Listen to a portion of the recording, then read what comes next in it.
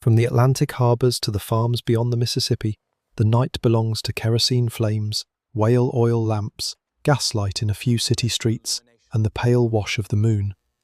Electric light exists, but for most Americans it is still a rumor, a laboratory marvel, a newspaper promise, a glow seen only in a handful of wealthy districts and industrial demonstrations.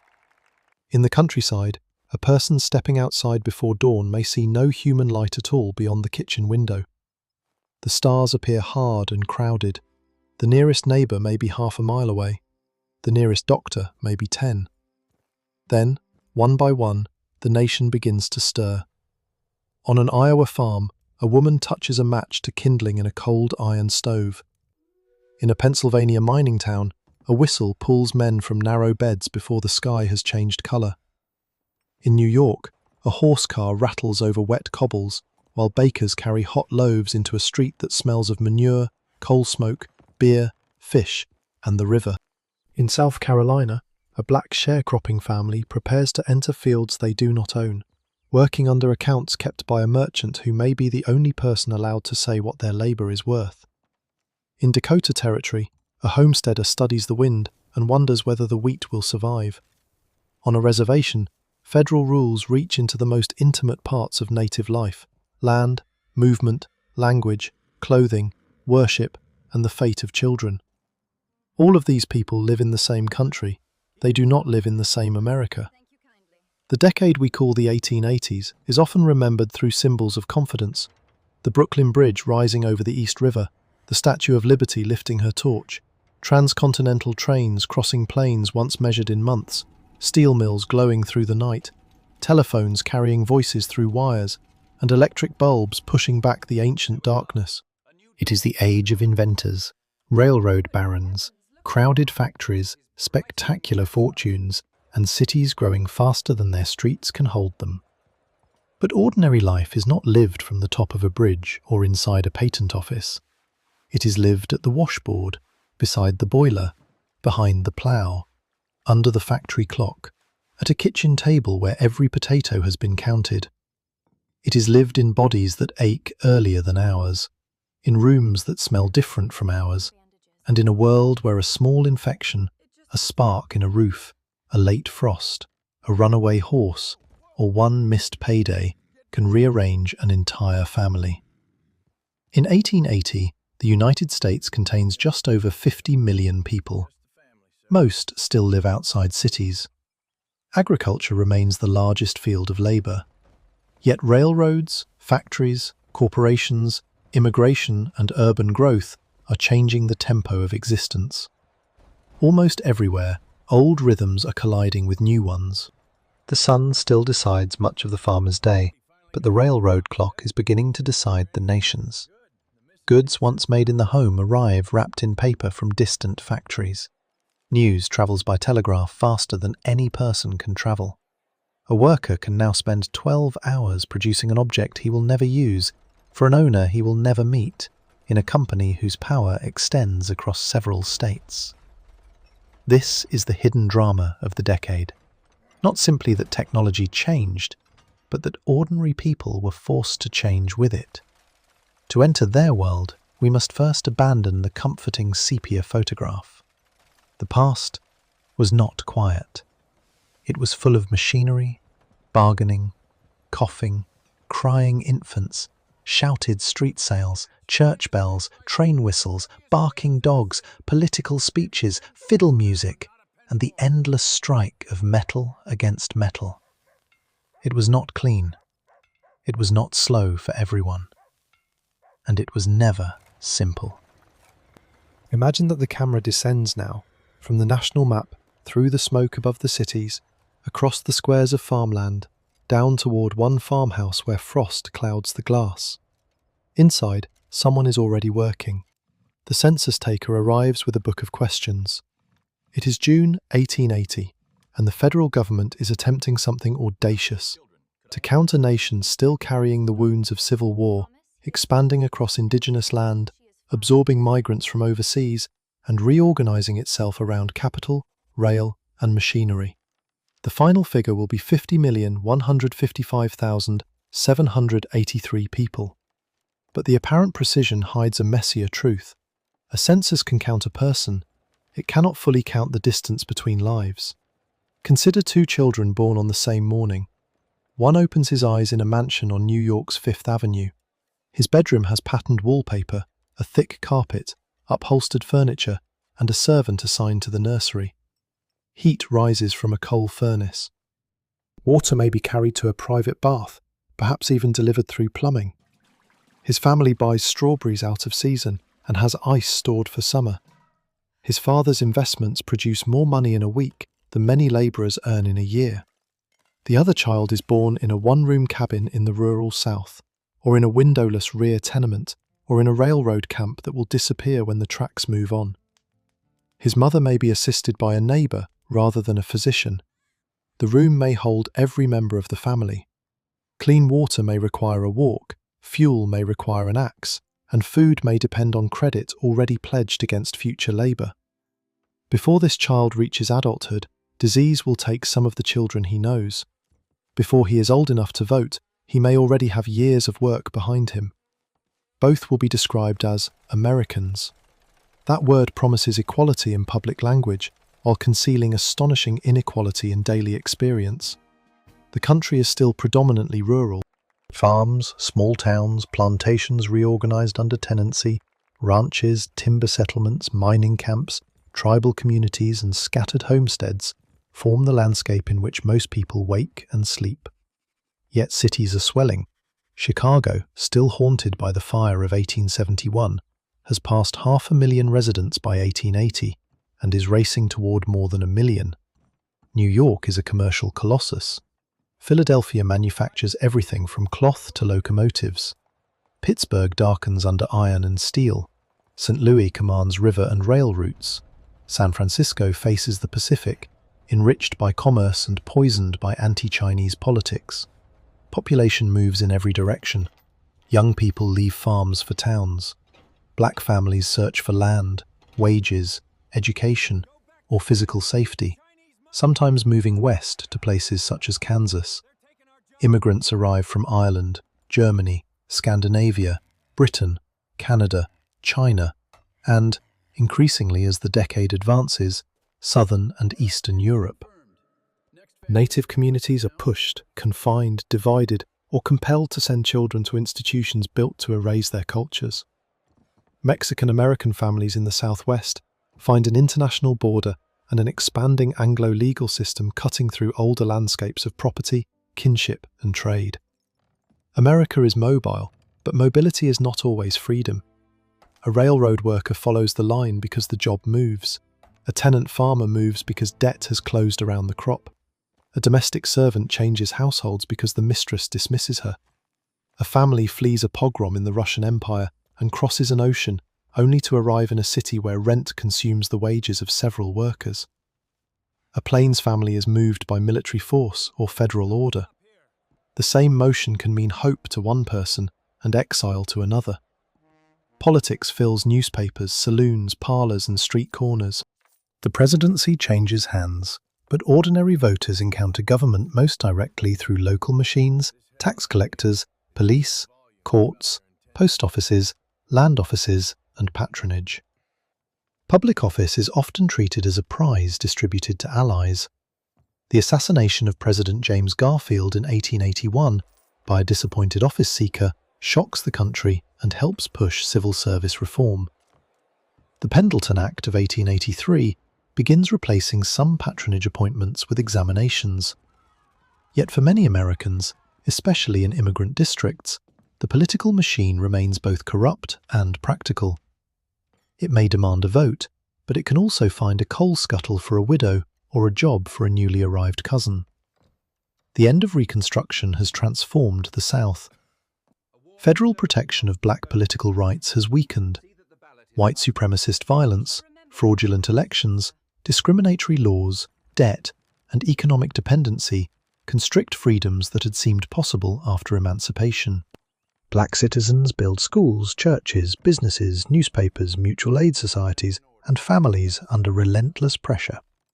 Their ordinary life is neither a simple story of defeat nor a clean march toward progress. It is a daily struggle to create autonomy in a society working to deny it. Meanwhile, the language of national progress grows louder. Newspapers celebrate production, invention, new rail mileage, giant bridges, and millionaires.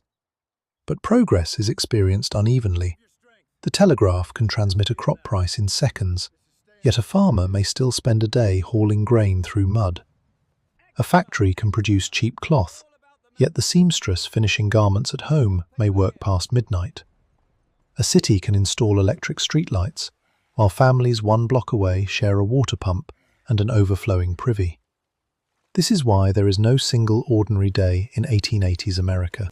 There are millions of days running beside one another, connected by markets and laws but separated by money, race, sex, geography, citizenship and luck. Still, most of those days begin with the same fact. Before anything can be eaten, heated, washed, sold, planted, stitched or carried, human hands must begin. On a farm, the clock is not the first authority. The animals are.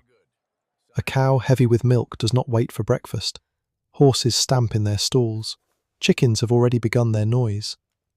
In winter, ice may have formed in the water bucket beside the stove. In summer, the heat waiting beyond the window will become punishing by noon, so the most valuable hours arrive before the sun.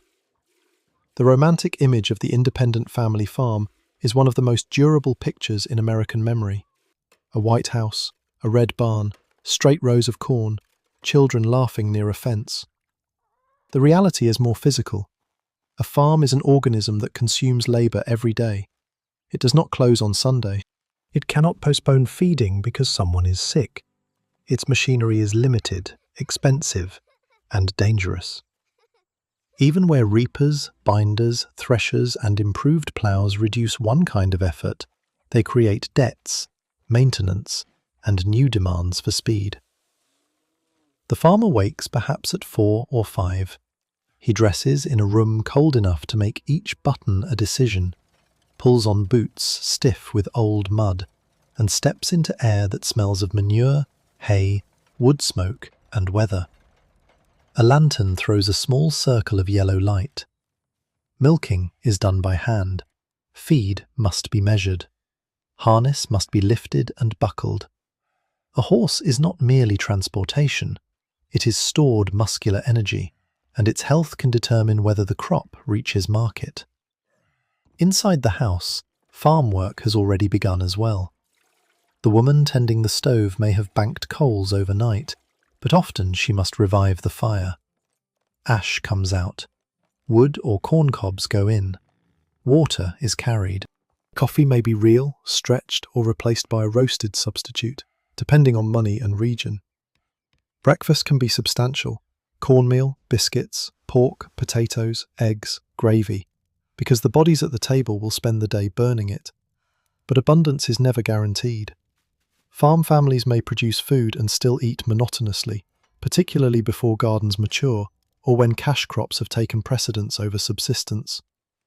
Children work according to strength, not according to modern ideas of childhood. A small child gathers eggs, watches a younger sibling, pulls weeds, carries kindling, scares birds from a field, or drives animals. Older children milk, hoe, harvest, haul, cook, mend, and care for livestock. School competes with the agricultural calendar. A child may attend regularly in winter and vanish during planting or harvest.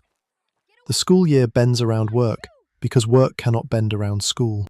Across the Midwest and Great Plains, mechanization is changing the scale of farming. Steel plows cut difficult soil. Mechanical reapers and binders allow a family to handle more acres than muscle and sickle once permitted. Railroads connect wheat, corn, cattle and hogs to distant markets. A farmer in Kansas or Nebraska becomes part of an international economy, whether he wants to or not. The price offered at the local elevator may depend on markets hundreds or thousands of miles away. That connection creates opportunity and vulnerability. Land has been promoted as the path to independence. Under the Homestead Act, settlers can claim federal land if they meet requirements of residence and improvement. But the word free is deceptive. A family needs tools, animals, seed, lumber, food, and enough savings to survive until the land produces. Much Western land is also land taken from native peoples through war, coercion, treaty violation, and federal policy.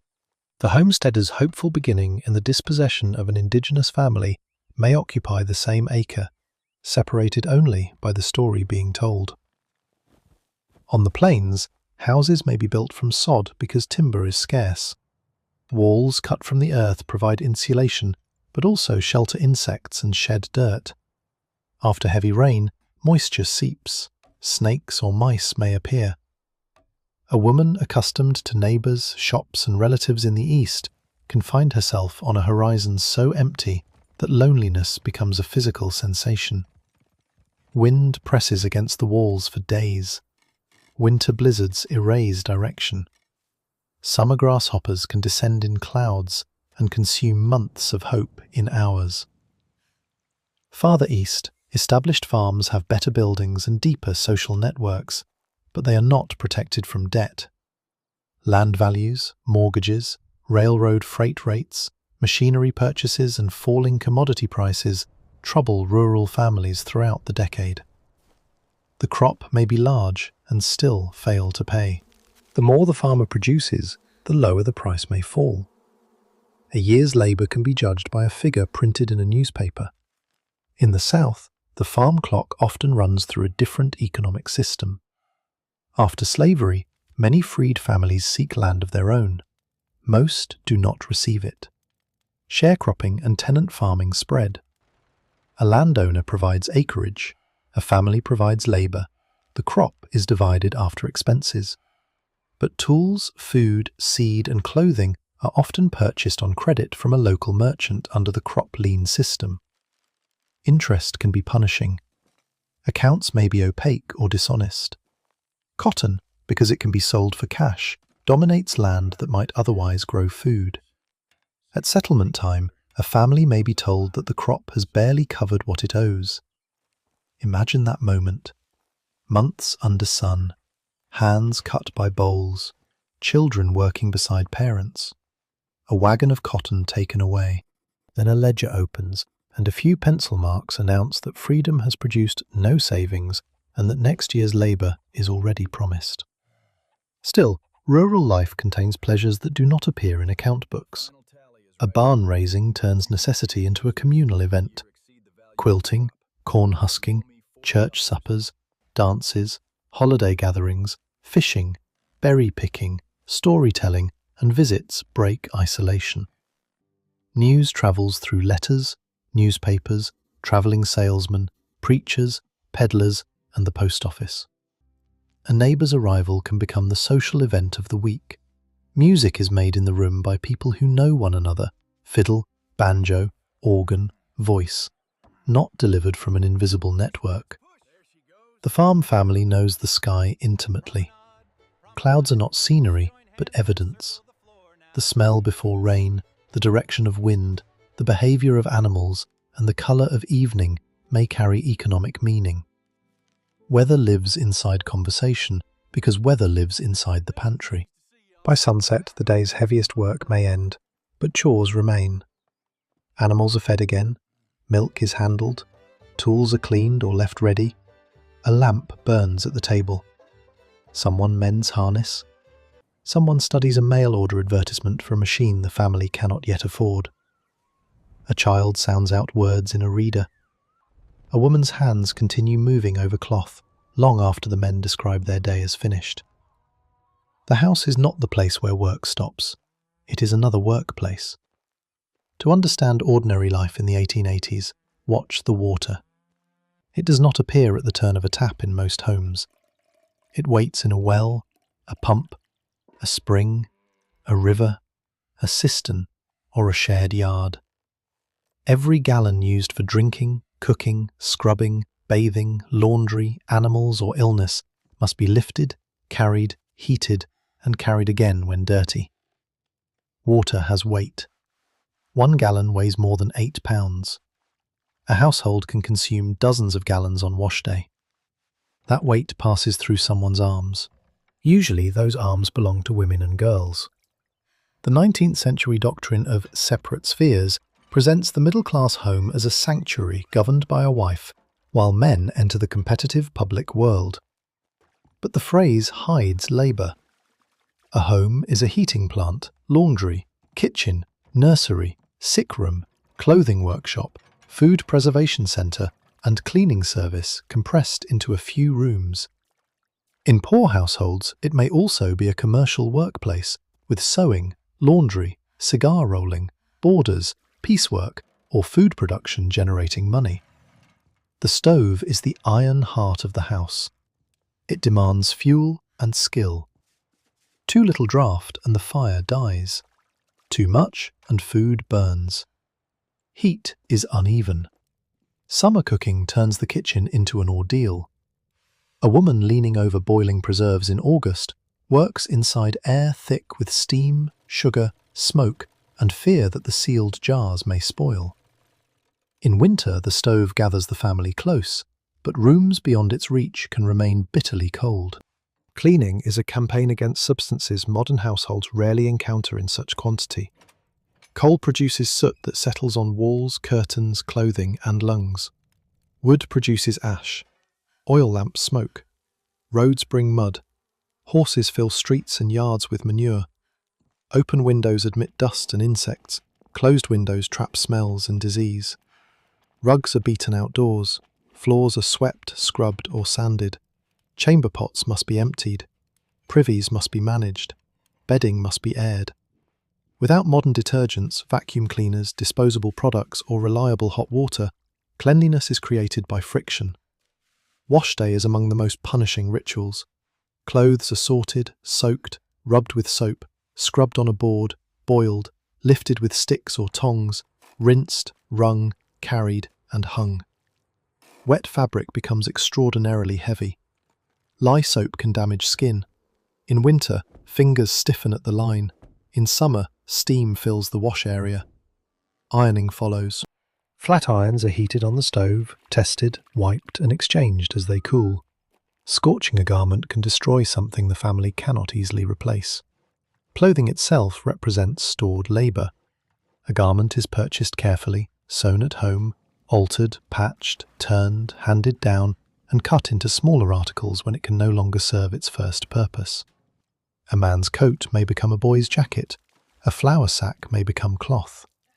Worn dresses become quilts or cleaning rags.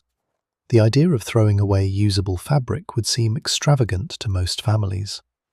Food also demands planning beyond the daily meal. Gardens must be planted and weeded. Berries are picked. Fruit is dried or preserved. Meat is salted, smoked, or canned. Milk becomes butter or cheese before it spoils. Eggs may be stored in various ways. Root vegetables go into a cellar. The household thinks in seasons. What is abundant now? What can be saved? What will last until spring? What must be sold for cash? In wealthier urban homes, servants perform much of this work. A middle-class family may employ one girl, often a young immigrant woman expected to cook, clean, answer the door, carry coal, mind children, and live under the employer's rules. The term makes her sound almost like a member of the household. Her working hours reveal otherwise. Domestic service can provide food and lodging, but it also offers little privacy, limited freedom, and constant exposure to the authority of the mistress. A servant may sleep in an attic room, a kitchen alcove, or beside children she watches at night. For black women, domestic labour is one of the few paid occupations widely available, north and south. The work continues older patterns of racial hierarchy under a wage system. An employer may expect deference along with labour, and may treat the worker's time as endlessly available. Yet wages earned in kitchens and laundries support children, churches, education, migration, and independent community life. What looks from the employer's parlour like service may look from the worker's home like strategy. Motherhood is more dangerous and more crowded than sentimental paintings suggest.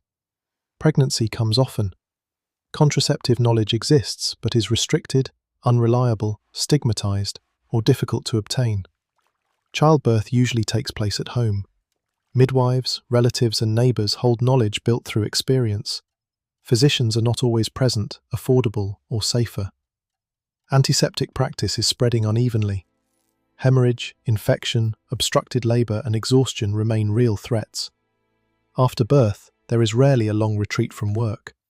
The fire still needs tending. Older children still need food.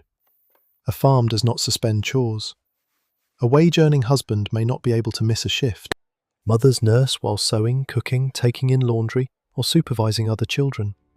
Infants sleep in cradles, drawers, baskets, or shared beds. Some are boarded out to wet nurses or caretakers when mothers must work away from home, arrangements that can be desperate and dangerous. The authority within the home is unequal. Under the legal doctrine of coverture, married women historically lost independent legal identity in many respects, though state property laws have begun to modify those restrictions. Rights vary by state, and change on paper does not instantly alter custom. A husband's wages, property, and decisions often define the household.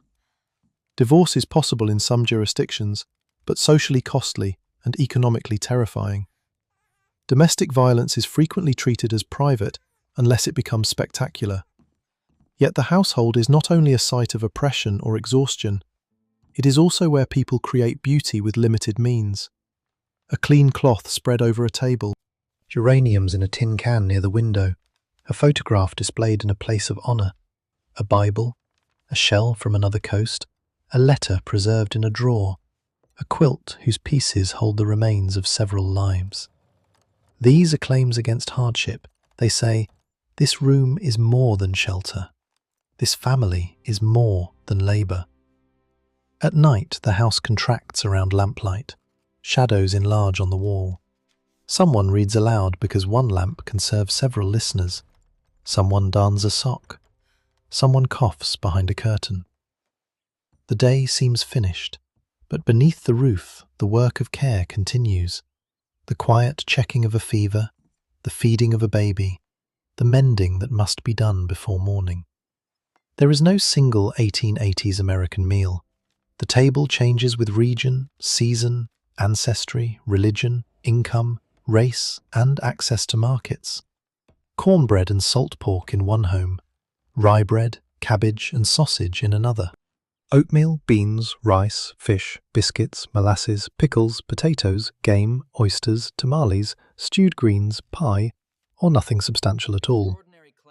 The national diet is becoming more connected, but it remains intensely local. For rural families, food may come from their own labour.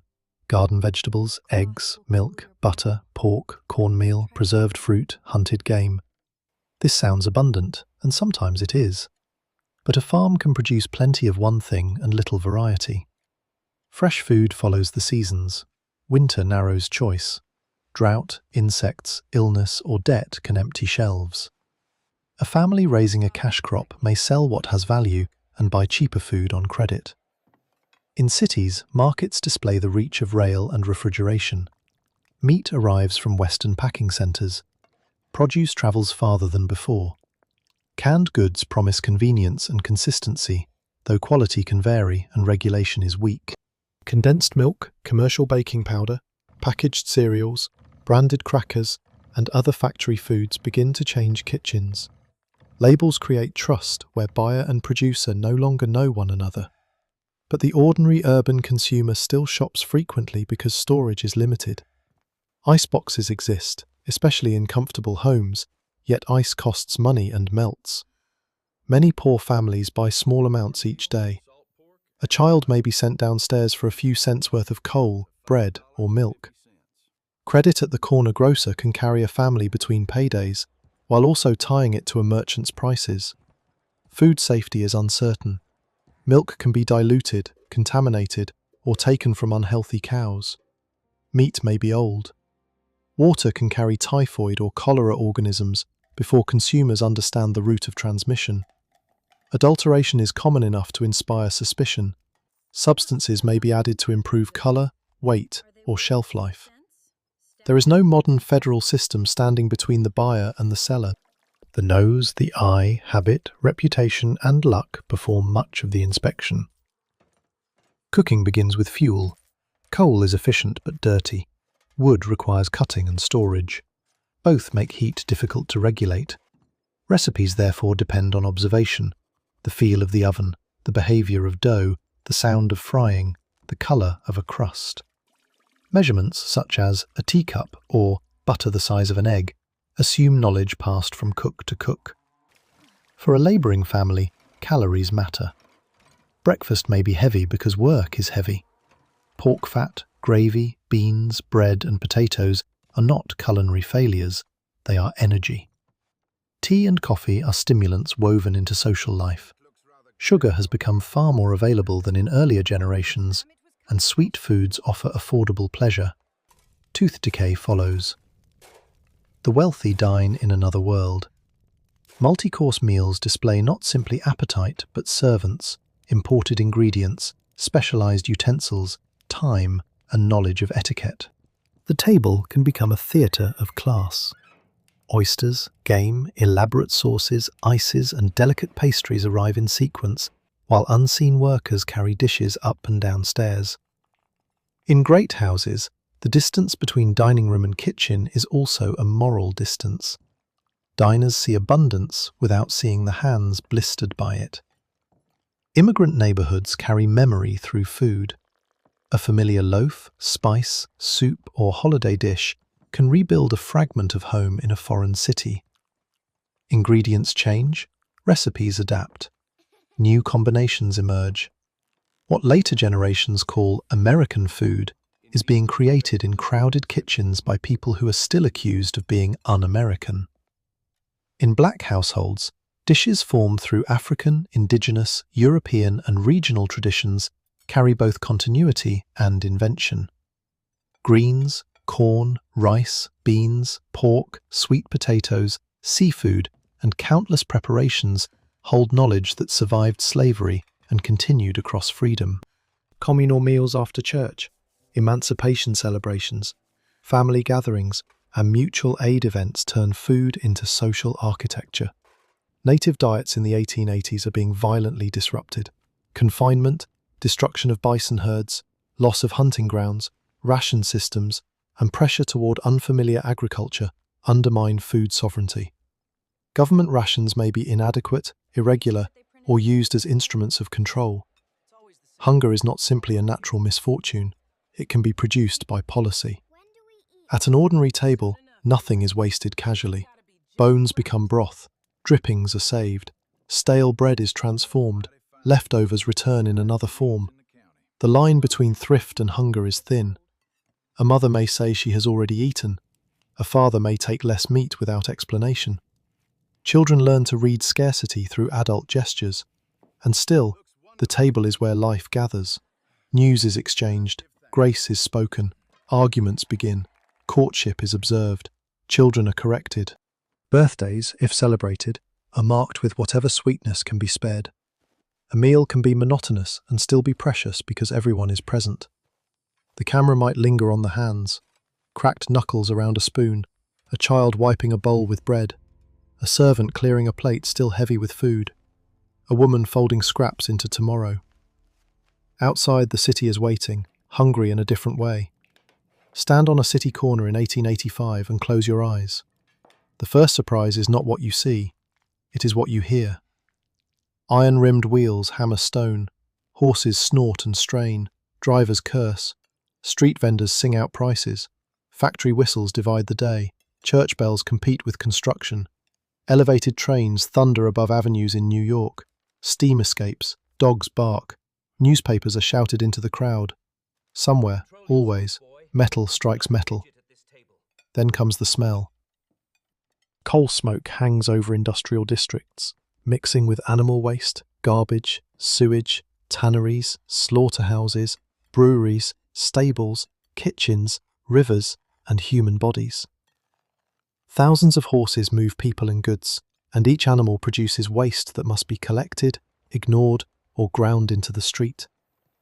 Rain turns the road into dark slurry. Dry weather lifts it into dust. Women crossing busy streets raise their skirts. Children search manure for useful objects, or gather droppings for sale as fertilizer. The city is modern because it concentrates energy. It is dangerous for the same reason. Buildings crowd together. Fire travels quickly through wood, cloth, paper, and open flame.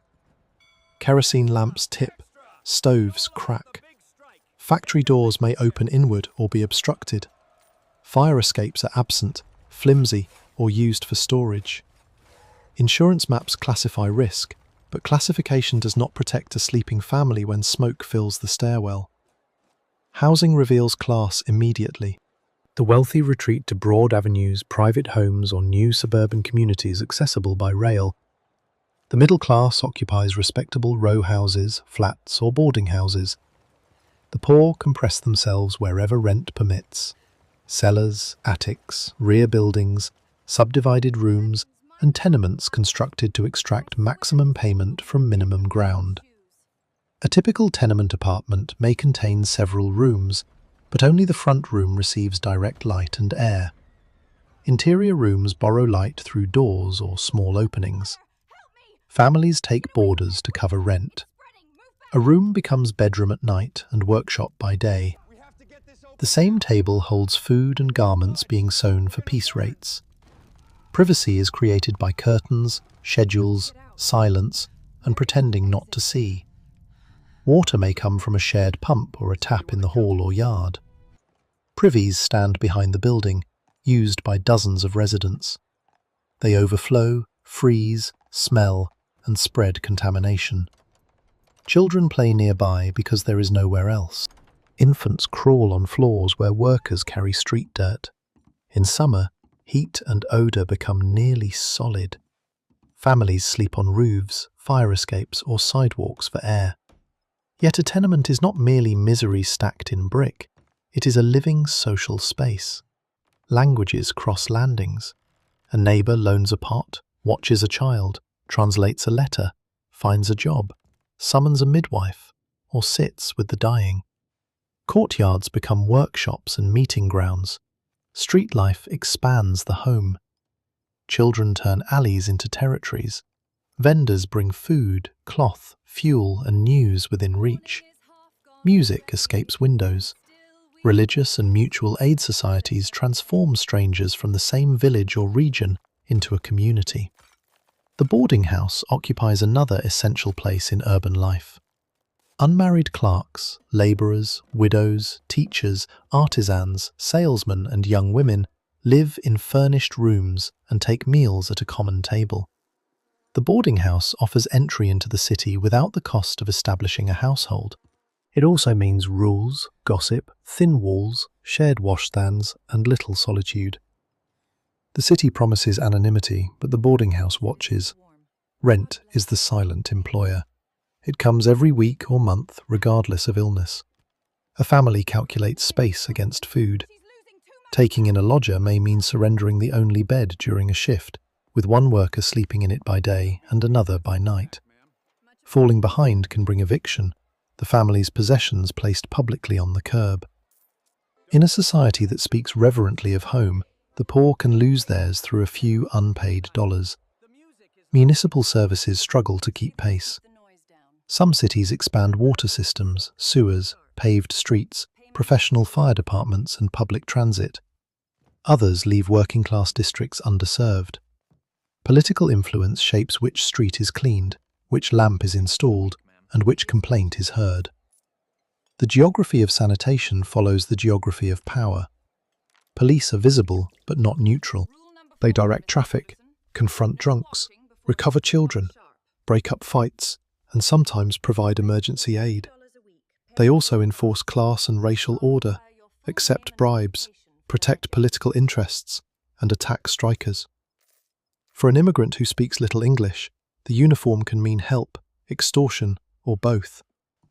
Cities also create new freedoms. A young person can vanish from village scrutiny. Women find wage work in offices, shops, factories, laundries, and homes. Black migrants build urban institutions beyond the direct control of a plantation district. Immigrant newspapers argue politics in dozens of languages. Theatres, saloons, dance halls, libraries, lecture rooms, parks, churches, unions, and clubs offer new identities. By evening, commercial streets blaze with gaslight, and in select places, electric arc lamps whose harsh brilliance seems almost unnatural. Shop windows turn looking into entertainment, A worker with no money can still walk through displays of goods produced by workers like him. Wealth becomes visible in unprecedented quantities, and so does exclusion. Above the street, a factory whistle announces another shift. The crowd changes direction. Thousands pass through gates, and the machinery swallows the sound of their individual lives. The factory does not ask whether dawn has come. It has its own time.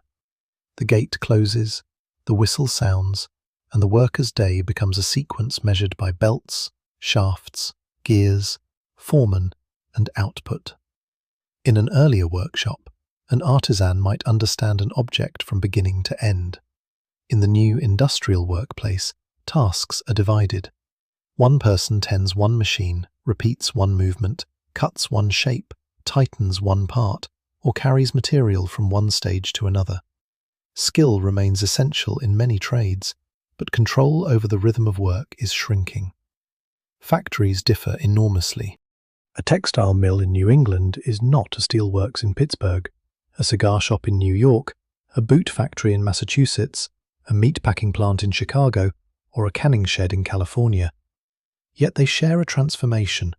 The worker increasingly sells not a finished product, but hours of life. Those hours are long. 10-hour days exist in some trades and places, but 12 hours is common, and certain operations run longer. 6-day weeks are ordinary. Night shifts distort the body. A worker may leave home before children wake and return after they sleep. The famous 8-hour demand is not a request for leisure in the modern sense. It is a demand to possess a meaningful portion of one's own day. Inside, air carries evidence of the product. Textile fibers float into lungs. Flour dust coats skin. Tobacco clings to clothes and fingers. Metal filings glitter. Chemical fumes sting eyes. In foundries and mills, heat becomes a force. Workers move beside molten material, steam, cutting blades, and unguarded gears. Noise prevents conversation and gradually damages hearing. A newcomer learns to read danger through vibration, smell, and the expressions of older workers. Machines multiply output, but they also multiply the consequences of a mistake. A loose sleeve catches. A hand reaches too slowly. A belt snaps. A boiler fails. A rail car couples with someone between. There is no national workplace safety system, no broad workers' compensation, and little expectation that an employer will support an injured family. Courts may treat the worker as having assumed the ordinary risks of employment. An accident can therefore destroy income at the same instant it creates medical costs.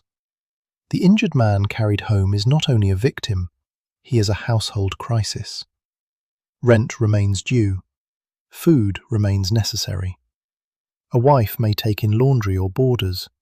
Children may leave school. Relatives, church members, ethnic societies, unions, or neighbours collect money. Charity fills the space where public protection does not exist, and charity may come with judgment. Discipline is immediate. A foreman can fine workers for lateness, poor work, talking, damaged material, or violating rules. Wages may be cut during downturns. Payment may be irregular. Some employers use company stores or scrip, particularly in isolated mining and industrial communities, keeping workers economically enclosed. Blacklists can follow organisers from job to job. Industrial labour is also divided by race, ethnicity, age, and sex. Employers recruit groups they believe can be paid less or used against others. Skilled workers defend craft privileges, sometimes excluding black workers, Chinese workers, immigrants, or women. Labour solidarity is loudly proclaimed and repeatedly fractured. A worker can be exploited by a company and still participate in exploiting someone below him. Mines create some of the decade's most enclosed worlds. A coal miner descends away from weather and daylight into a geography built by labour. Lamps throw weak light. Roof supports creak. Dust settles in the lungs. Water enters. Gas accumulates. Explosions, falls, carts and bad air make each shift a negotiation with unseen danger. Boys work as breakers, separating slate from coal above ground, their fingers cut and their lungs filled with dust. In Western metal camps, men chase ore through mountains while entire towns rise around the promise of a strike and collapse when the vein disappoints. Railroad labour stretches industrial danger across the continent. Brakemen climb moving cars to turn handbrakes before automatic systems become widespread. Coupling cars by hand can crush fingers or bodies. Track crews work in heat, snow, and isolation. Engineers carry responsibility for machines whose speed astonishes passengers but leaves little room for error. The railroad is celebrated as a steel symbol of national unity. Its workers experience it as weight, weather, schedule, and risk. Chicago's meatpacking district turns animals into standardized products on an unprecedented scale. The disassembly line, carcass after carcass moving through specialized tasks, anticipates later methods of mass production. Speed is profit. Knives are everywhere. Floors become slick. Cold storage preserves meat while workers endure cold rooms and hot killing floors. The city's dinner arrives through labor most diners will never witness. Still, workers are not passive extensions of machinery. They joke, sing, slow the pace, teach newcomers, conceal small acts of resistance, and build cultures inside the workplace. Skilled workers guard knowledge. Women share warnings about foremen. Immigrants translate instructions. A lunch pail opens, and the smell of one household enters the factory. A photograph tucked into a pocket reconnects the wage earner to the reason the wage matters. Payday changes the street. Envelopes or coins move through groceries, landlords, saloons, clothing shops, churches, remittance networks, and savings clubs. Some workers hand wages directly to parents or spouses. Others hide a portion. Money earned by a daughter may give her family survival and give her a degree of leverage, but it rarely frees her entirely from household authority. At the end of the shift, the worker exits carrying the factory on the body. Soot outlines the eyes. Cotton dust clings to hair. Oil darkens the hands. The ears continue to hear machinery in silence. Fatigue shortens conversation. Tomorrow, the whistle will sound again, unless the workers decide that it will not. In the spring of 1886, a demand moves through American workshops and streets.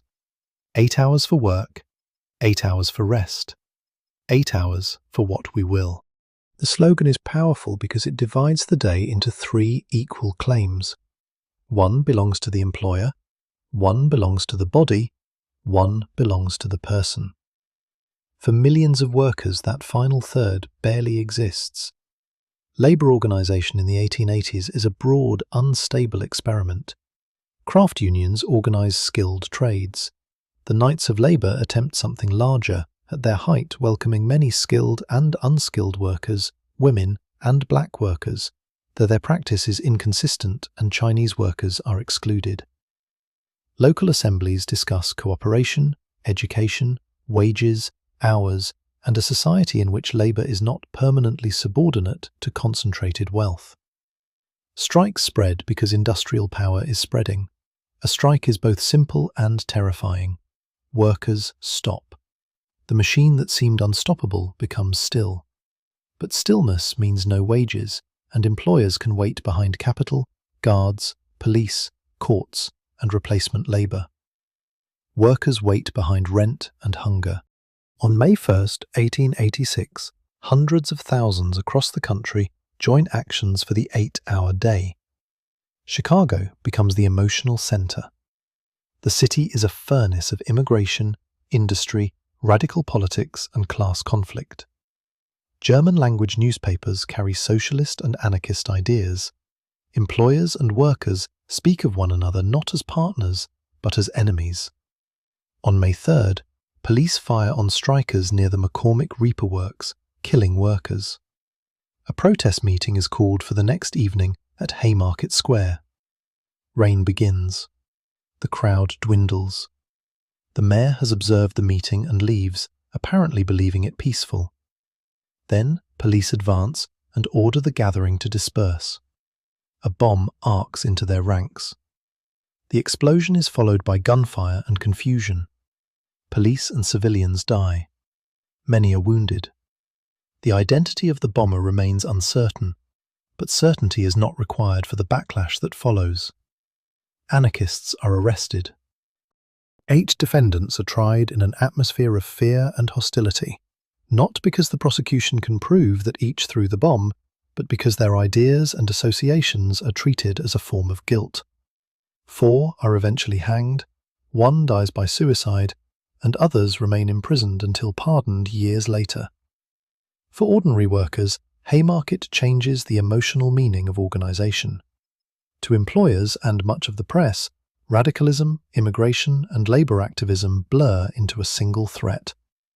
To labour movements around the world, the dead become martyrs. The demand for a shorter day survives, but the nights of labour decline amid internal weaknesses, opposition, failed strikes, and the shadow of Haymarket. The event enters newspapers dramatically, yet most labour resistance is less spectacular.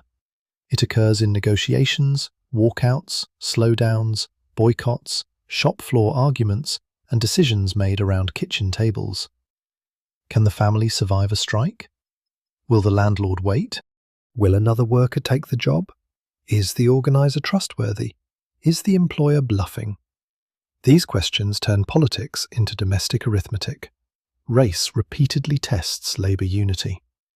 In the South, employers and political leaders exploit racial division to prevent black and white workers from acting together. White workers may defend racial privilege, even when doing so strengthens the employer who underpays them. In the West, Chinese workers are accused of lowering wages, though their vulnerability is created by discrimination and exclusion. Anti-Chinese violence erupts in towns and labour camps. In 1882, the Federal Chinese Exclusion Act suspends the immigration of Chinese labourers and makes a racial category the basis of national exclusion. For Chinese communities, this is not abstract policy. A merchant waits for a relative who may never be admitted. A labourer who helped build Western railroads finds that the nation celebrates the tracks while rejecting the people who laid them. Men separated from wives and children construct bachelor societies, not entirely by choice, but through immigration rules, violence, and economic constraint. Chinatowns become places of refuge, commerce, family, association, and surveillance. Employers use ethnic difference deliberately. They may recruit recent immigrants during strikes, then point to those workers as the cause of low wages. Old stock workers respond with nativism. The company benefits when anger travels sideways rather than upward. Women workers organise too. They strike in textile mills, shoe factories, laundries, garment shops, and other trades. Their activism challenges both employers and the belief that wage-earning women are temporary, dependent, or incapable of public action. A woman on a picket line risks dismissal and social condemnation. If she is young and living with parents, the family's survival may depend on the wage she is refusing. Black washerwomen in the South demonstrate the power hidden in domestic labour. In Atlanta in 1881, black laundresses organise for higher rates and greater control. Their work is dispersed across private homes, yet the city depends on it. By threatening to withhold their labour during a major exposition, they reveal that tasks dismissed as women's work can possess collective force. Middle-class Americans often view strikes with alarm. Newspapers describe disorder, property appears vulnerable. But workers ask a different question. If property can command protection, what protects the person whose body makes it profitable? The answer in the 1880s is uncertain. Mutual aid societies offer sickness and burial benefits. Unions provide funds when possible. Fraternal organisations, churches, and ethnic associations create small systems of insurance. These networks are fragile, but they express a radical premise. Ordinary people can pool risk in a society that otherwise leaves risk private. The 8-hour day will not become standard in this decade. Many who demand it will never enjoy it. Yet the demand changes the moral vocabulary of time. It insists that a human life cannot be measured only by productivity. After the meeting ends, workers return home. Some remove union badges before entering the street. Some carry leaflets inside their coats. Some discover that a child has been waiting awake because there is another shift beginning at home. The work done for wages by those too young to vote. The phrase working woman sounds, to many 19th century ears, like a special category. It should not. Women have always worked. The real question is whether their labour is paid, counted, protected, or even named. On a farm, a woman tends gardens and poultry, milks, churns, preserves, cooks, washes, sews, cleans, nurses, raises children, and helps during planting and harvest. In a black tenant household, her field labour may be essential to producing the crop. In a merchant family, she keeps accounts or serves customers. In a city tenement, she finishes clothing, rolls cigars, makes artificial flowers, takes in boarders, or does laundry while caring for children. The boundary between home and economy is porous because survival passes through both. Paid work outside the home is expanding. Young women enter textile mills, garment shops, printing offices, telephone exchanges, department stores, schools, and domestic service. Occupations are segregated by sex, and women's wages are generally lower. Employers justify the difference by claiming women are supported by fathers or husbands, even when their pay supports an entire household. The factory girl wakes before daylight, dresses quickly, and joins a current of other workers. Respectability matters. A woman in public is watched differently from a man. Her clothing, companions, route, and hour of return can become evidence in judgments about character. Wage work offers money and social contact, but it also exposes her to harassment by supervisors, customers, and men in the street. Domestic service is one of the largest female occupations. For immigrant women, it can provide immediate employment without advanced English. It also places the worker inside another family's private hierarchy. She may rise before everyone, light fires, prepare breakfast, clean bedrooms, wash dishes, carry coal, answer bells, mind children, serve dinner, and remain available late into the evening. Because she lives in, the line between working time and personal time nearly disappears. The mistress may complain that girls are unreliable. The servant may complain that employers expect submission with no privacy. Both stand within a changing labour market. Industrial and clerical jobs, though often poorly paid, can seem attractive because they allow a woman to leave the employer's house at the end of the shift. The office is becoming another gendered space. The typewriter, introduced commercially in the previous decade, helps create new clerical positions. At first, typing can be associated with male operators, but employers increasingly hire women, who can be paid less. The machine becomes linked so closely to the worker that typewriter may refer to both. The clean collar and indoor desk suggests status compared with factory labour, yet repetitive work, strict supervision, and limited advancement remain. Telephone exchanges produce a similar change. Early companies discover that women operators are often perceived as more polite than the teenage boys first employed, and women can again be hired cheaply. The operator sits before a switchboard, connecting voices while expected to remain efficient, calm, and almost invisible. A new communication network depends on human attention, usually female attention, at every connection. Teaching offers another path, especially for unmarried women. Public schools expand, and districts value women teachers partly because they accept lower salaries. A teacher may instruct children of several ages in one room, maintain the stove, enforce discipline, clean, prepare lessons, and board with local families. Marriage often ends the position. Society welcomes a woman's moral influence over children while restricting her authority over public policy. For middle-class wives, paid employment may be treated as a sign that the husband has failed. The ideal of female dependence becomes a status symbol that working families cannot afford. Yet even women who do not earn wages participate in markets constantly, managing household budgets, producing goods, supervising servants, making social connections, and stretching income through skill. Legal change is underway, but uneven. Married Women's Property Acts in various states allow some women greater control over property and earnings than coverture traditionally permitted. Women attend colleges in growing numbers. Female physicians and reformers challenge professional barriers. The National Woman Suffrage Association and the American Woman Suffrage Association continue campaigns that will not unite until 1890. In the territories, political experiments go further. Wyoming has recognized women's suffrage since 1869, and Washington Territory grants it in 1883 before courts and legislation complicate the right. Most women, however, experience politics through rules they did not vote to create. Laws determine property, custody, wages, sexuality, and marriage. City governments regulate street behavior. Employers impose moral codes. A woman can be economically essential and politically voiceless. Race reshapes every part of this story. Black women in the post-Reconstruction South face the combined pressure of racism, sexism, and economic exploitation. Many labour in agriculture and domestic service while building schools, churches, benevolent societies, and campaigns for dignity.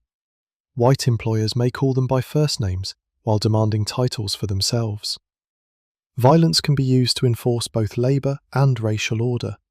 Chinese women in the West face exclusion laws, stereotypes, immigration interrogation, and a gender imbalance created partly by policy. Mexican-American women sustain households and community economies in regions undergoing legal and demographic transformation. Native women confront federal attempts to replace communal and gendered land systems with Anglo-American assumptions about male-headed individual farms. At home after paid work, the second workday begins. Supper, washing, children, mending. Fatigue has no official category. Newspapers debate whether employment will make women less feminine, as if the body standing over the stove after a factory shift has the luxury of debating the question. And still, wage envelopes create possibilities. A daughter buys a hat without asking. A widow keeps her children together. A teacher saves for further study. A laundress contributes to a church fund. A domestic servant sends money across the Atlantic. Small sums travel outward and become acts of independence. At the end of the night, a woman may loosen the stays of her corset, rub swollen feet, and calculate the morning. The alarm may be a factory whistle, a baby, or both. A child's age in the 1880s does not tell us what a child is allowed to be. Class does. A wealthy child's day may include a nursery, school, music lessons, books, toys, supervised walks, and a future imagined years in advance. A working child may already contribute to rent. A farm child's labour may be woven into family life so completely that no wage is recorded. A black child in the rural South may work beside parents in a cotton field and attend school only when the crop permits.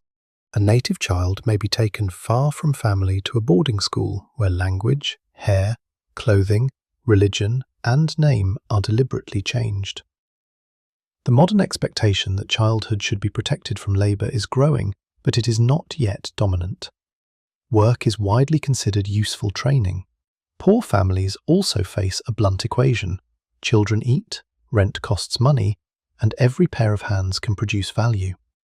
In the city, dawn reveals children moving through adult economies. Newsboys purchase papers and sell them on the street, shouting headlines, competing for corners, and carrying unsold copies as loss. Bootblacks kneel before strangers. Messengers run through traffic. Girls mind babies while mothers work, sell flowers, carry bundles, or perform piecework at home. Some jobs create a deceptive independence. A street child can handle money, know neighbourhoods, bargain fiercely, and still be one illness away from hunger. Factories employ children because children are cheap, quick, and physically small. In textile mills, they tend spindles and replace bobbins. In mines, boys sort coal or perform support work. In glassworks, canneries, tobacco shops, and workshops, young bodies adapt to spaces designed for production rather than growth. Long hours limit schooling. Dust, heat, noise, and repetitive motion shape bodies before adulthood. Laws regulating child labour exist in some states, but enforcement is weak and definitions contain loopholes. Birth records are inconsistent. A parent or employer can claim a child is older. Home industry escapes inspection. Agricultural labour remains largely invisible to reformers who focus on factories. Schooling is expanding. By the 1880s, public education is established across much of the country, but quality and attendance differ sharply. Urban schools may be crowded, rigid, and divided by grade. Rural one-room schools gather children of several ages under one teacher. The room smells of chalk, damp wool, ink, wood smoke, and lunches brought in pails. Recitation, memorization, penmanship, arithmetic, spelling, geography, and moral instruction structure the day. Attendance depends on labour needs, weather, distance, clothing, fees for supplies, and local prejudice. A child may walk miles. Mud or snow closes the route. Older siblings stay home to care for younger ones. A family that moves for work interrupts education repeatedly. Even where tuition is free, school is not costless. For black communities, education has a meaning sharpened by slavery's prohibition of literacy. Families contribute money, land, labour, and protection to schools. Teachers work with inadequate buildings and materials.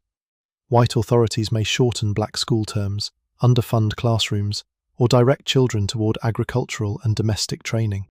Learning to read is both practical and political. The ability to interpret a contract, newspaper, ballot, or Bible can reduce another person's control. For native children, schooling can be used in the opposite way, as an instrument of state control. Carlisle Indian Industrial School opens in Pennsylvania in 1879 and becomes a model for off-reservation education. Children arrive after journeys that separate them from familiar landscapes. Their hair is cut. Uniforms replace their clothes. English replaces native languages under punishment. Military drills, Christianity, manual training, and domestic instruction attempt to produce a person acceptable to white society by destroying the child's existing identity. Officials call this civilization. Families experience absence. Some students adapt strategically, form friendships, learn useful skills, resist, run away, preserve language secretly, or carry knowledge home. Others become ill in crowded institutions far from family. The school photograph may show neat rows and uniforms. It does not show the silence after a child's name is taken. Children also inhabit worlds beyond adult intention. They create games from scraps, turn construction sites into playgrounds, collect string, marbles, buttons, bones, or cards, and establish rules adults never hear.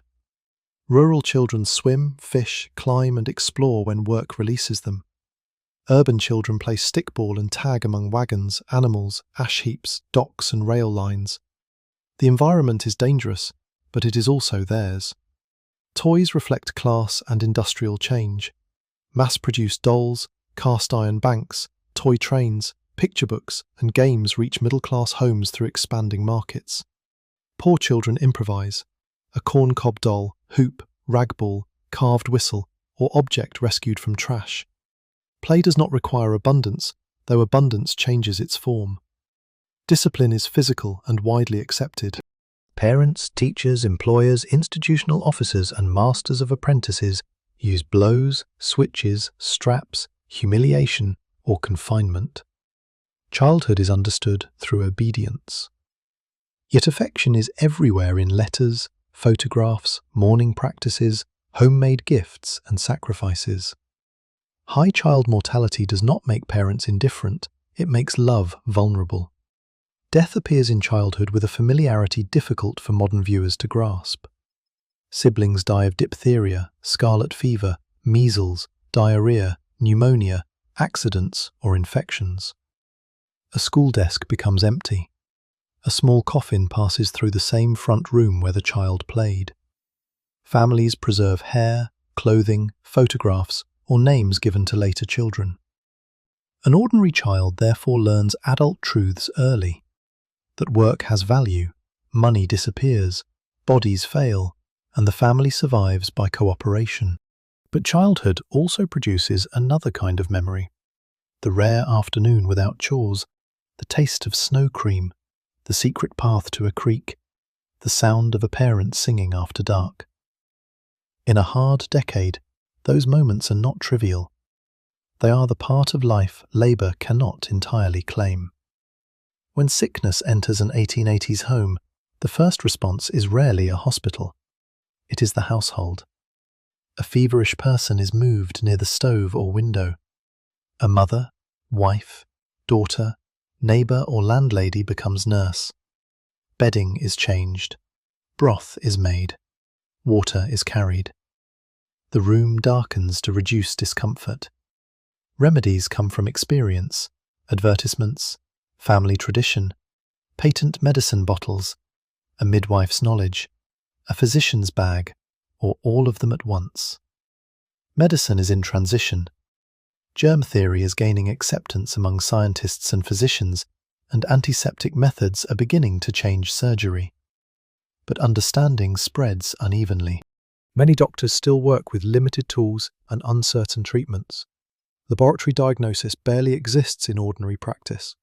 X-rays will not be discovered until the next decade. Antibiotics are far in the future. A physician can set a bone, drain an abscess, prescribe opiates, recognize patterns, offer practical advice, or simply provide authority at the bedside. He can also administer treatments that do little or cause harm. The profession itself is inconsistent. Medical education varies widely.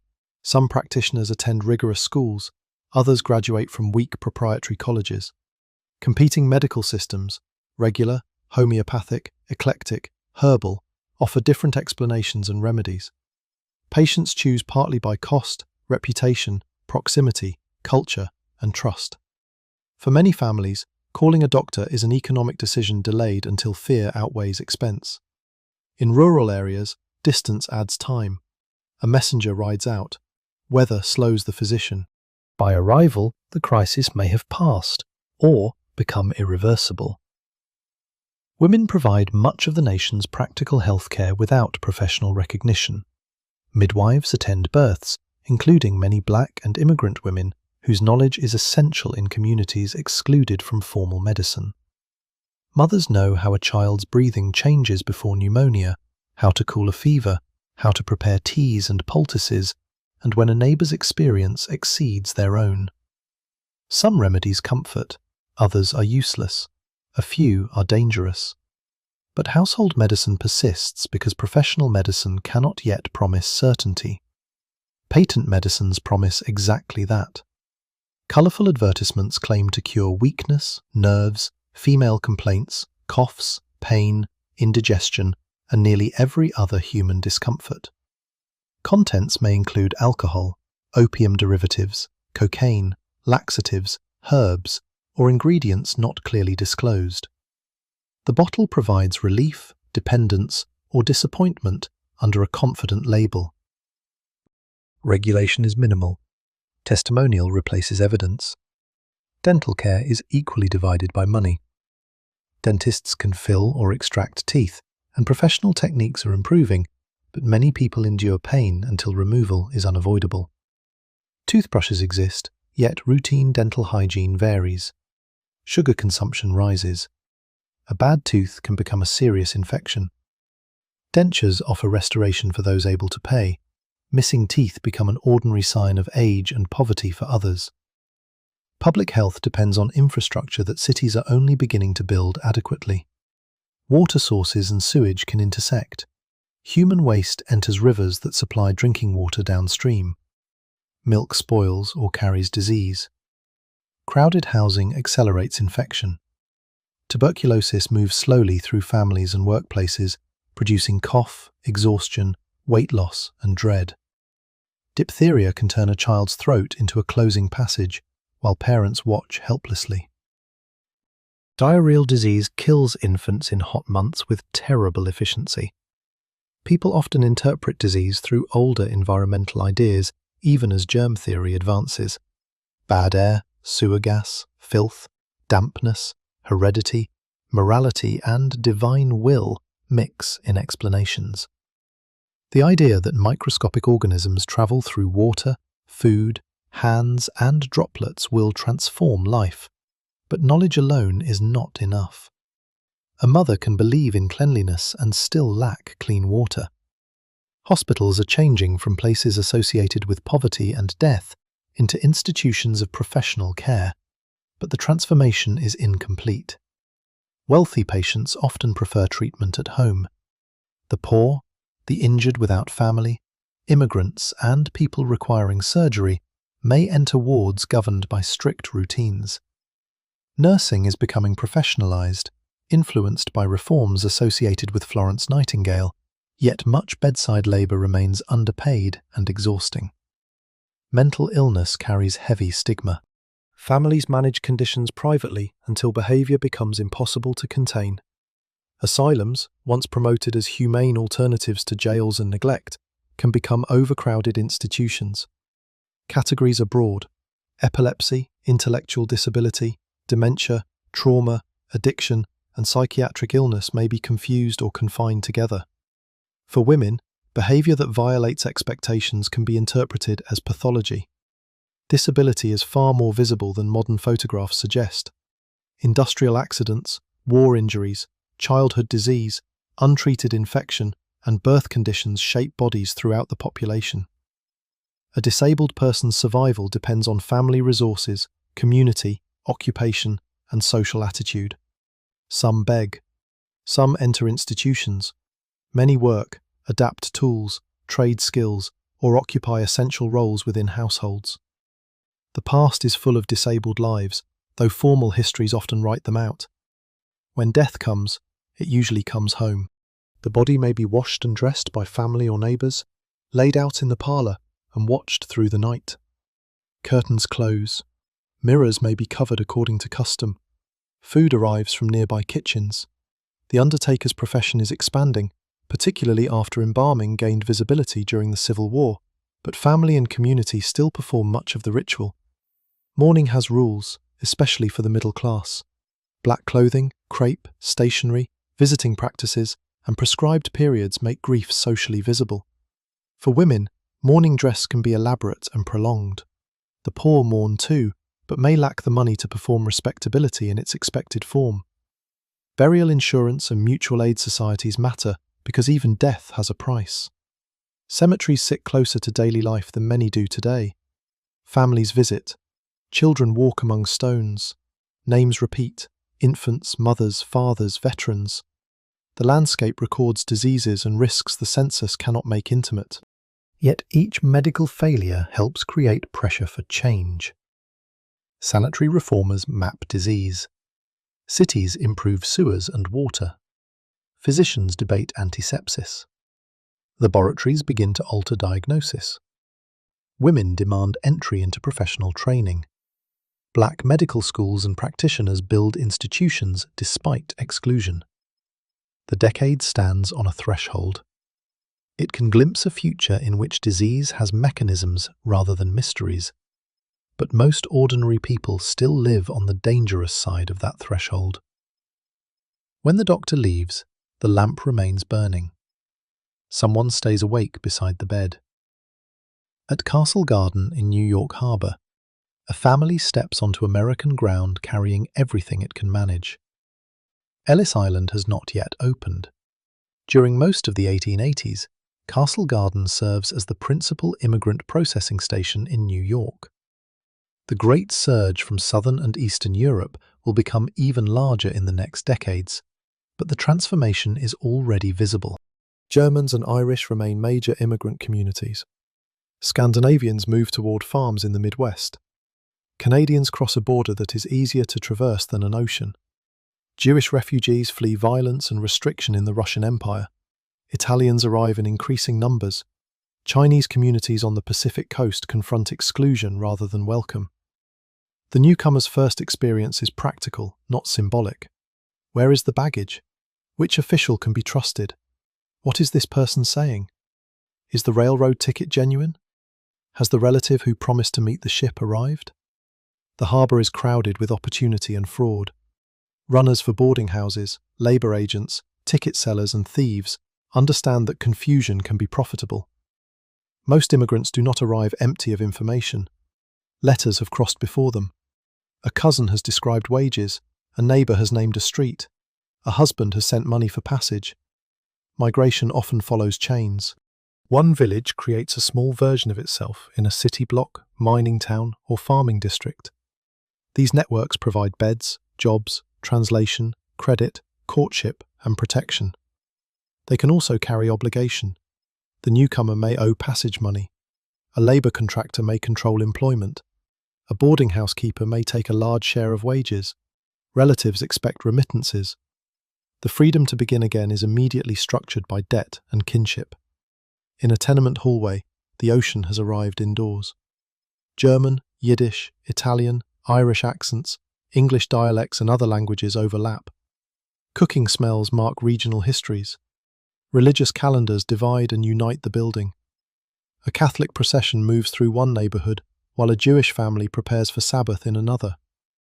Protestant missions attempt conversion and Americanization.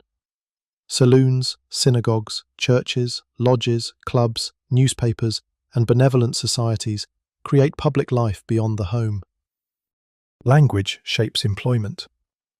A worker who cannot understand the foreman is more vulnerable to danger and cheating. Children often learn English faster and become interpreters for parents, reversing authority in offices, shops, and streets. A 10-year-old may explain a rent notice to a father who once controlled every aspect of family life. Names change, sometimes voluntarily, sometimes through misunderstanding, convenience, or pressure. Clothing changes, food adapts. But assimilation is not a straight line from old to new. People become American in some settings and fiercely preserve older identities in others. A worker joins an American union, reads a foreign language newspaper, sends money overseas, celebrates a national holiday, and chooses a spouse from the old village.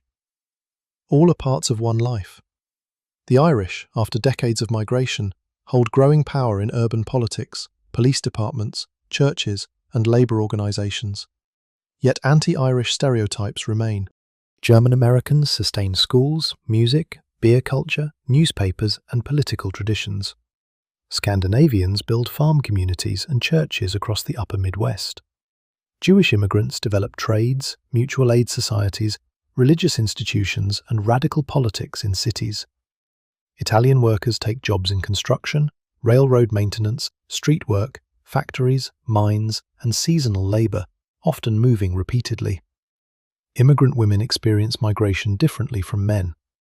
Domestic service may absorb Irish and Scandinavian women. Garment work draws Jewish and Italian families. Some women migrate alone or with female relatives, using wages to create futures unavailable at home. Others are constrained by family expectations, intensified in a threatening new environment. Their work often joins two economies, earning money in America and sustaining relationships across the Atlantic. Children enter public schools, where teachers may treat their languages and customs as obstacles. The school teaches English and civic identity, but the playground teaches insult and adaptation. A child learns which lunch attracts ridicule, which accent must disappear, and which neighbourhood boundary should not be crossed. Nativism presents immigrants as dangerous, diseased, radical, criminal, racially inferior, or incapable of democracy. The accusation changes target but rarely structure. When labour conflict erupts, foreign birth becomes evidence against workers.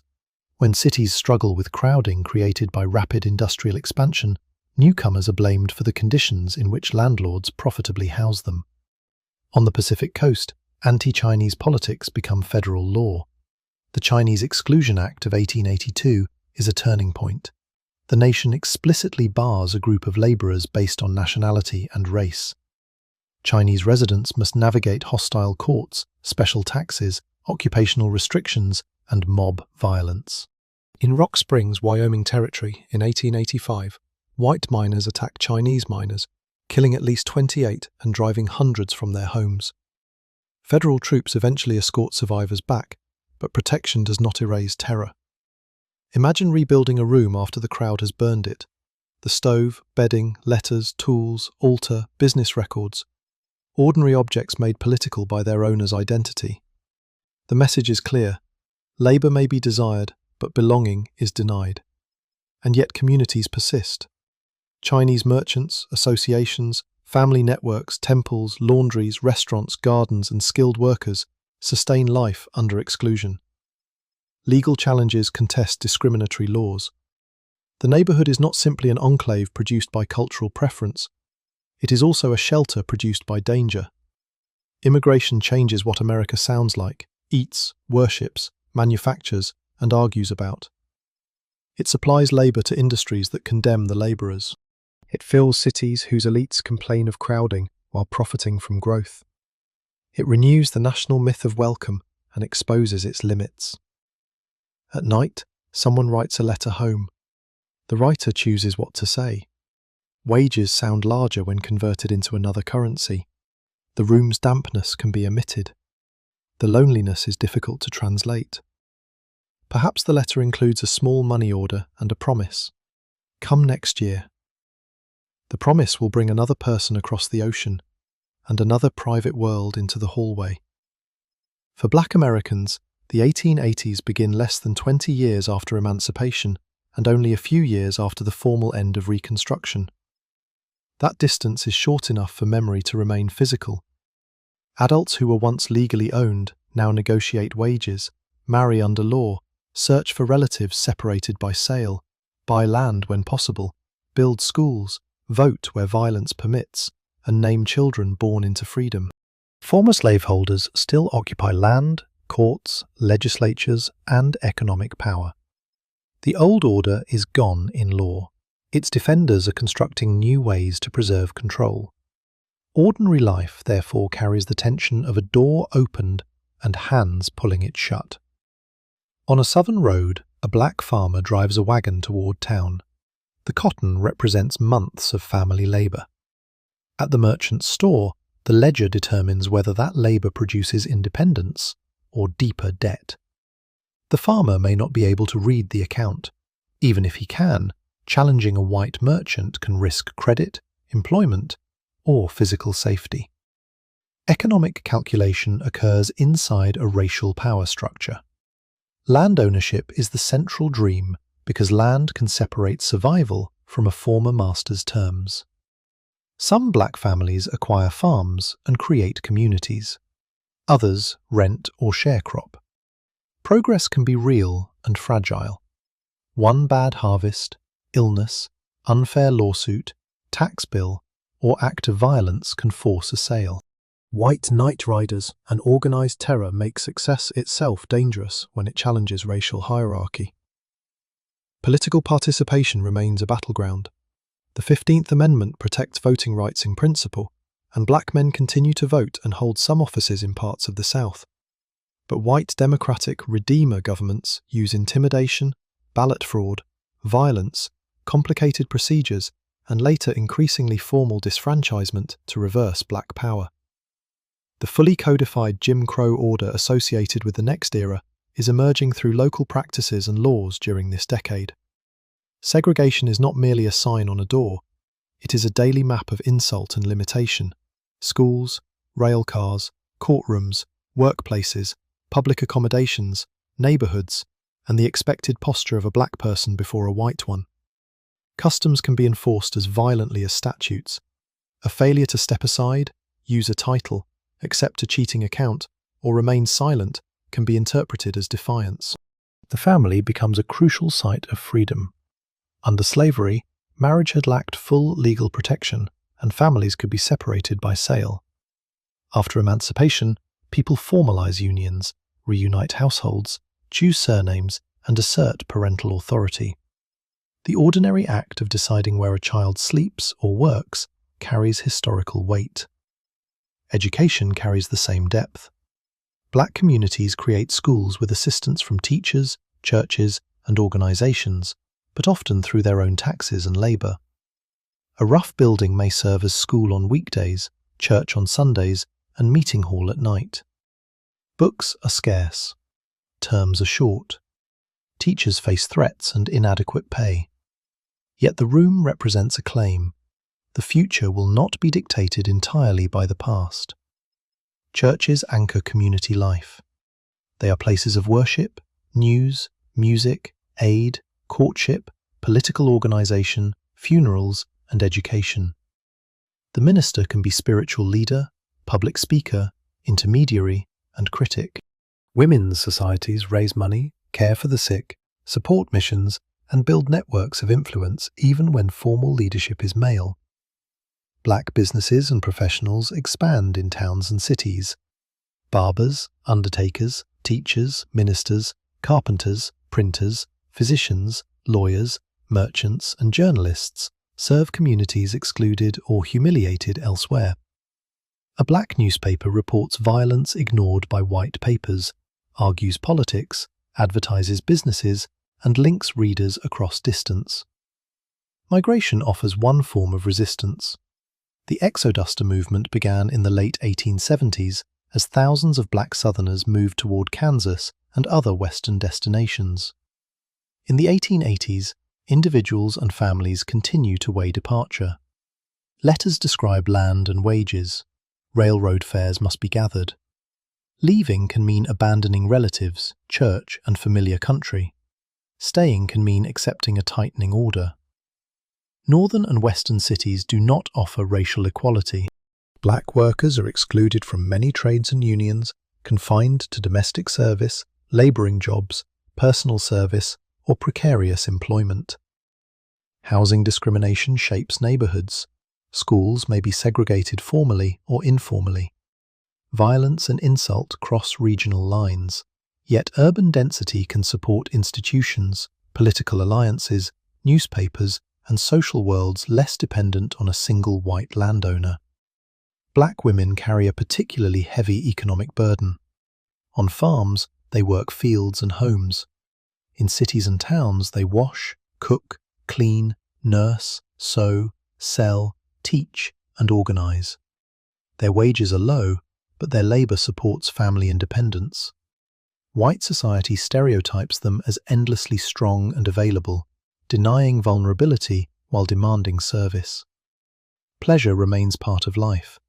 Courtship takes place after church, at picnics, dances, fairs, and family gatherings.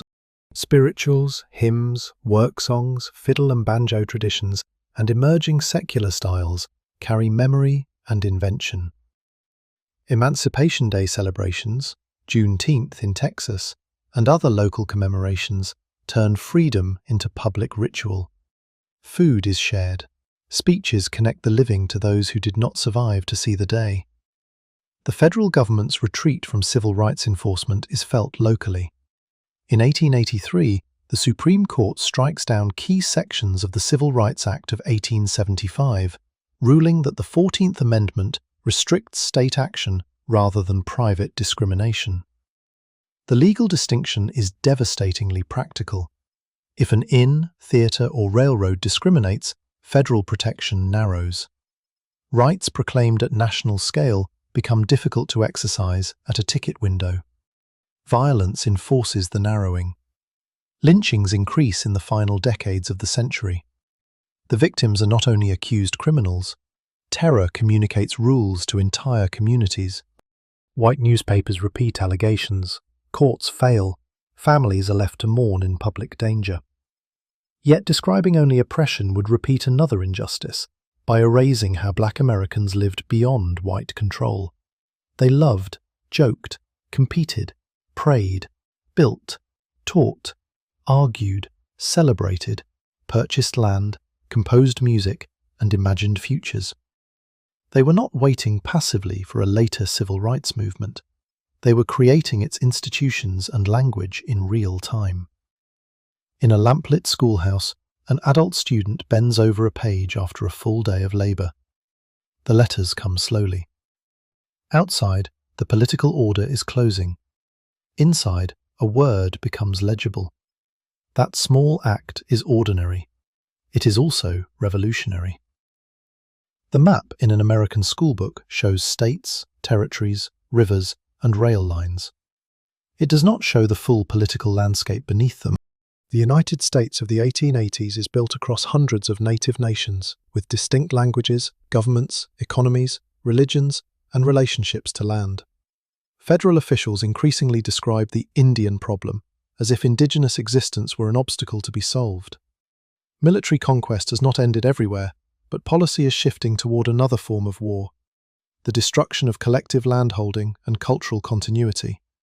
For an ordinary native family, federal power can arrive as a ration schedule, an agency regulation, a boundary, a missionary, a school official, a police force, or a surveyor's chain. Reservation life differs across regions and nations. Some communities farm, ranch, hunt, trade, perform wage labor, maintain ceremonies, and negotiate with agents. Others face severe hunger after bison destruction and confinement undermine older economies. Rations promised by treaty or policy may arrive late, spoiled, reduced, or not at all. Agents vary from honest to corrupt, but even an efficient agent serves a system designed to control. The near destruction of the great bison herds carries consequences far beyond food. On the plains, bison provide material for shelter, clothing, tools, trade, and ceremony. Their slaughter by commercial hunters, encouraged or tolerated by a state seeking control of plains peoples, attacks an entire relationship between human life and landscape. Bones themselves become commodities, gathered from the prairie and shipped east. The military conflict continues into the decade. Apache resistance led by figures including Geronimo persists in the Southwest until surrender in 1886. Newspapers present the conflict as civilization pursuing savagery. From an Apache perspective, the moving columns, forced relocations, confinement, and broken agreements form another story: survival against an expanding power that defines resistance as criminal. After surrender, Chiricahua Apache prisoners of war, including scouts who had served the United States, are sent far from their homeland. Exile becomes administration. A family's ordinary life is reorganized by a train journey it did not choose. Education policy targets children. Carlisle, opened in 1879, represents the federal belief that indigenous identity can be removed through separation and training. Other schools follow. Officials photograph students before and after haircuts and uniforms as proof of transformation. The image treats visible difference as a problem solved. It cannot record the forbidden language, the homesickness, or the parent waiting for a letter. Industrial schooling teaches boys trades and agricultural labor, girls domestic service and sewing, according to white gender roles. Students may be placed in white households through outing programs, supplying labor while supposedly learning civilization. Some acquire literacy or skills they later use for their own communities. But adaptation should not be confused with consent. People can make use of an imposed institution without justifying the institution's purpose. In 1887, the Dawes Act authorizes the division of communally held tribal lands into individual allotments. Reformers often present allotment as benevolent, transform native people into independent farmers and citizens. But the policy attacks collective sovereignty and declares remaining land surplus, opening it to non-native settlement.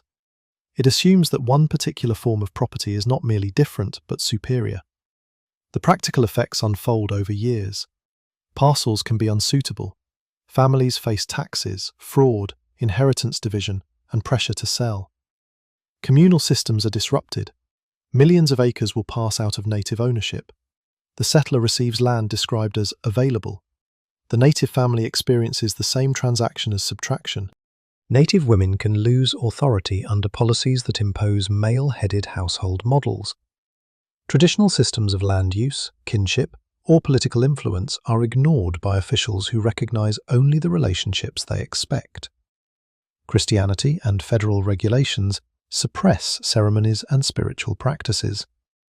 Indian police may be compelled to enforce rules within their own communities, placing survival and resistance in painful conflict. Yet native life in the 1880s is not a fading scene. Communities preserve languages, kinship, oral histories, agricultural knowledge, art, trade, humour, and political strategy. Leaders negotiate, petition, travel to Washington, hire lawyers, speak to newspapers, and exploit divisions within federal authority. Families conduct ceremonies despite bans, teach children quietly, and maintain identity across imposed boundaries. Some native people live in towns, work for wages, serve as scouts, attend schools, operate farms, or engage national markets. The division between traditional and modern is a white fantasy.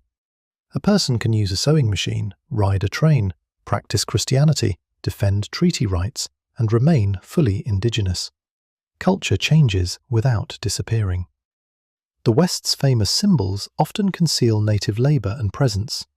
Trading posts depend on native customers and producers. Ranching economies employ native workers. Tourists purchase baskets, beadwork, and blankets, while participating in a society taking the land on which those arts were made. Wild West shows turn recent conflict into entertainment, sometimes employing native performers who use the opportunity for wages, travel, and their own purposes within a spectacle controlled by others.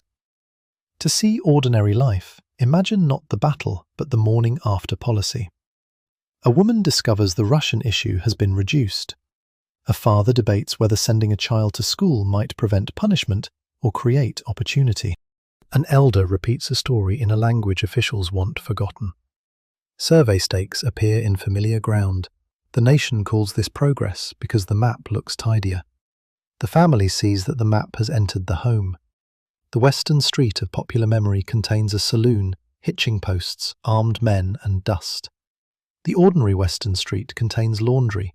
It contains children carrying water, women buying flour, Chinese cooks, Mexican teamsters, black soldiers, native traders, railroad clerks, prostitutes, school teachers, miners with bad teeth, shopkeepers extending credit, and animals doing most of the transport. It smells not of adventure, but of horse sweat, smoke, hides, food, waste, and weather. The West is not one place. California's commercial farms and cities differ from Montana mining camps, Texas cattle country, Kansas homesteads, New Mexico villages, Pacific Northwest logging settlements, and reservations carved across older homelands. The border with Mexico is politically fixed but socially porous, crossed by families, livestock, workers, goods, law officers, and raiders. Railroads are transforming distance. Towns emerge where companies place depots and decline where tracks pass them by. A station creates employment, hotels, warehouses, saloons, and speculation. It also gives corporations enormous local power. Railroad land grants and pricing influence who settles, what farmers plant, and whether a business survives. The cattle drive, already changing by the 1880s, has produced one of the era's strongest myths. Cowboys are more diverse than later films admit. Black, Mexican, native, and white riders perform difficult, monotonous labor: herding, roping, branding, riding night watch, repairing gear, finding water, and controlling frightened animals in storms. The dramatic gunfight is rare. Saddle sores, dust, loneliness, and low wages are common. Barbed wire spreads across the plains, dividing open range and igniting conflict. To a small farmer, wire protects crops. To a rancher accustomed to movement, it blocks water and grazing. To native peoples, the fencing of land formalizes a conquest already enforced by military and policy. A cheap industrial product changes how humans imagine space, from shared or negotiated landscape into rectangular possession. Mining camps rise with extraordinary speed. News of a strike draws prospectors, labourers, merchants, gamblers, cooks, sex workers, engineers, and speculators. Tents become cabins, then false-fronted streets. Prices are high because everything must be transported. Water may be scarce or polluted. Fires can erase the town. When ore declines, the population drains away, leaving structures to weather into legend. The independent prospector dominates the mythology, but corporate mining is increasingly important. Deep extraction requires machinery and capital. The miner becomes a wage worker underground rather than a solitary fortune hunter. Companies control housing, stores, and local politics. Ethnic groups are assigned different jobs and wages. Labour conflict grows from the distance between spectacular mineral wealth and dangerous employment. Women's work stabilises mobile settlements. They run boarding houses, laundries, restaurants, shops, schools, farms, brothels, and homes. A boarding house keeper can exercise economic power by deciding who receives credit and who hears information at the table. A prostitute's life varies from relative independence to coercion and violence. Moral reformers describe her as a social problem, while customers sustain the trade. In many Western communities, men outnumber women, but the imbalance differs over time and place. Marriage can offer security and danger. Widows sometimes control property or businesses with more autonomy than convention grants married women. Divorce laws in some Western jurisdictions are comparatively accessible. The West can loosen social rules while creating new forms of isolation. Black Westerners pursue land, wages, military careers, and distance from the South's racial order. The Buffalo Soldiers, black regiments in the U.S. Army, serve on the frontier, building roads, guarding mail and settlers, and participating in campaigns against native peoples. Their position reveals the era's cruel intersections. Black men denied equality within the nation help enforce that nation's expansion over indigenous land.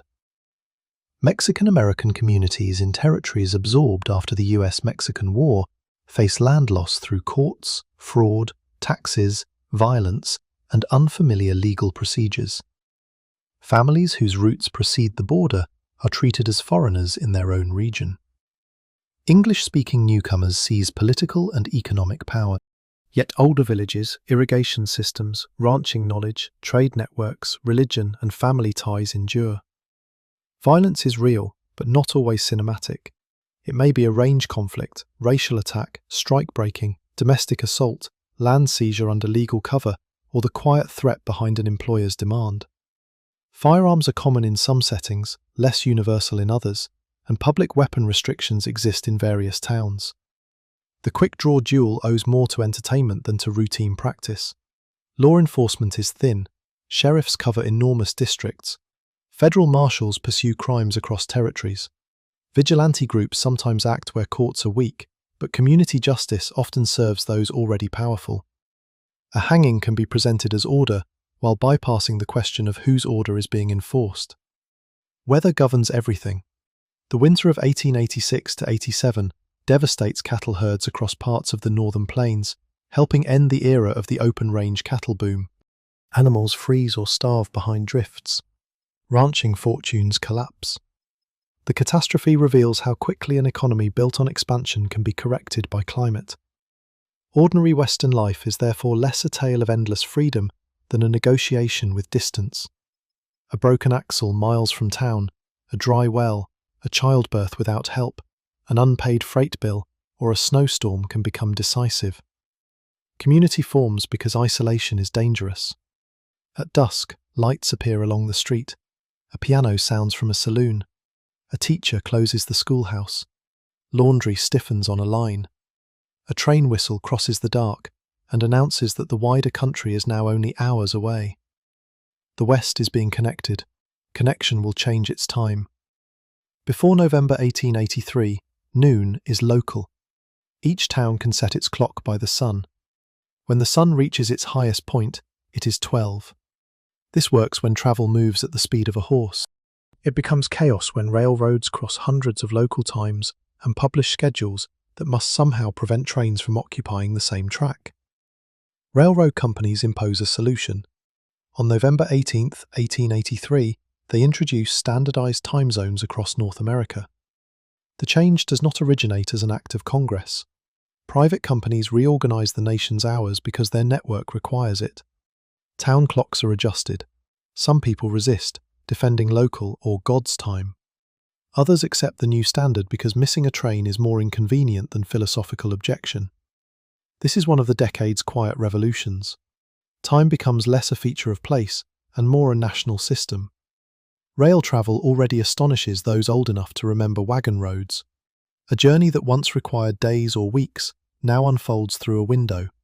The passenger sees farms, towns, forests, plains, cuttings, bridges and stations arranged into a moving panorama.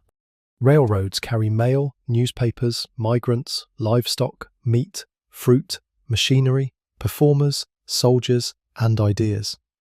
They make markets' national and local failures more exposed to distant prices. Travel remains divided by class. A first-class passenger sits on upholstered seats, eats in a dining car on certain routes, and may sleep in a Pullman berth. Others ride in crowded day coaches with smoke, cinders, noise, food carried from home, and little comfort.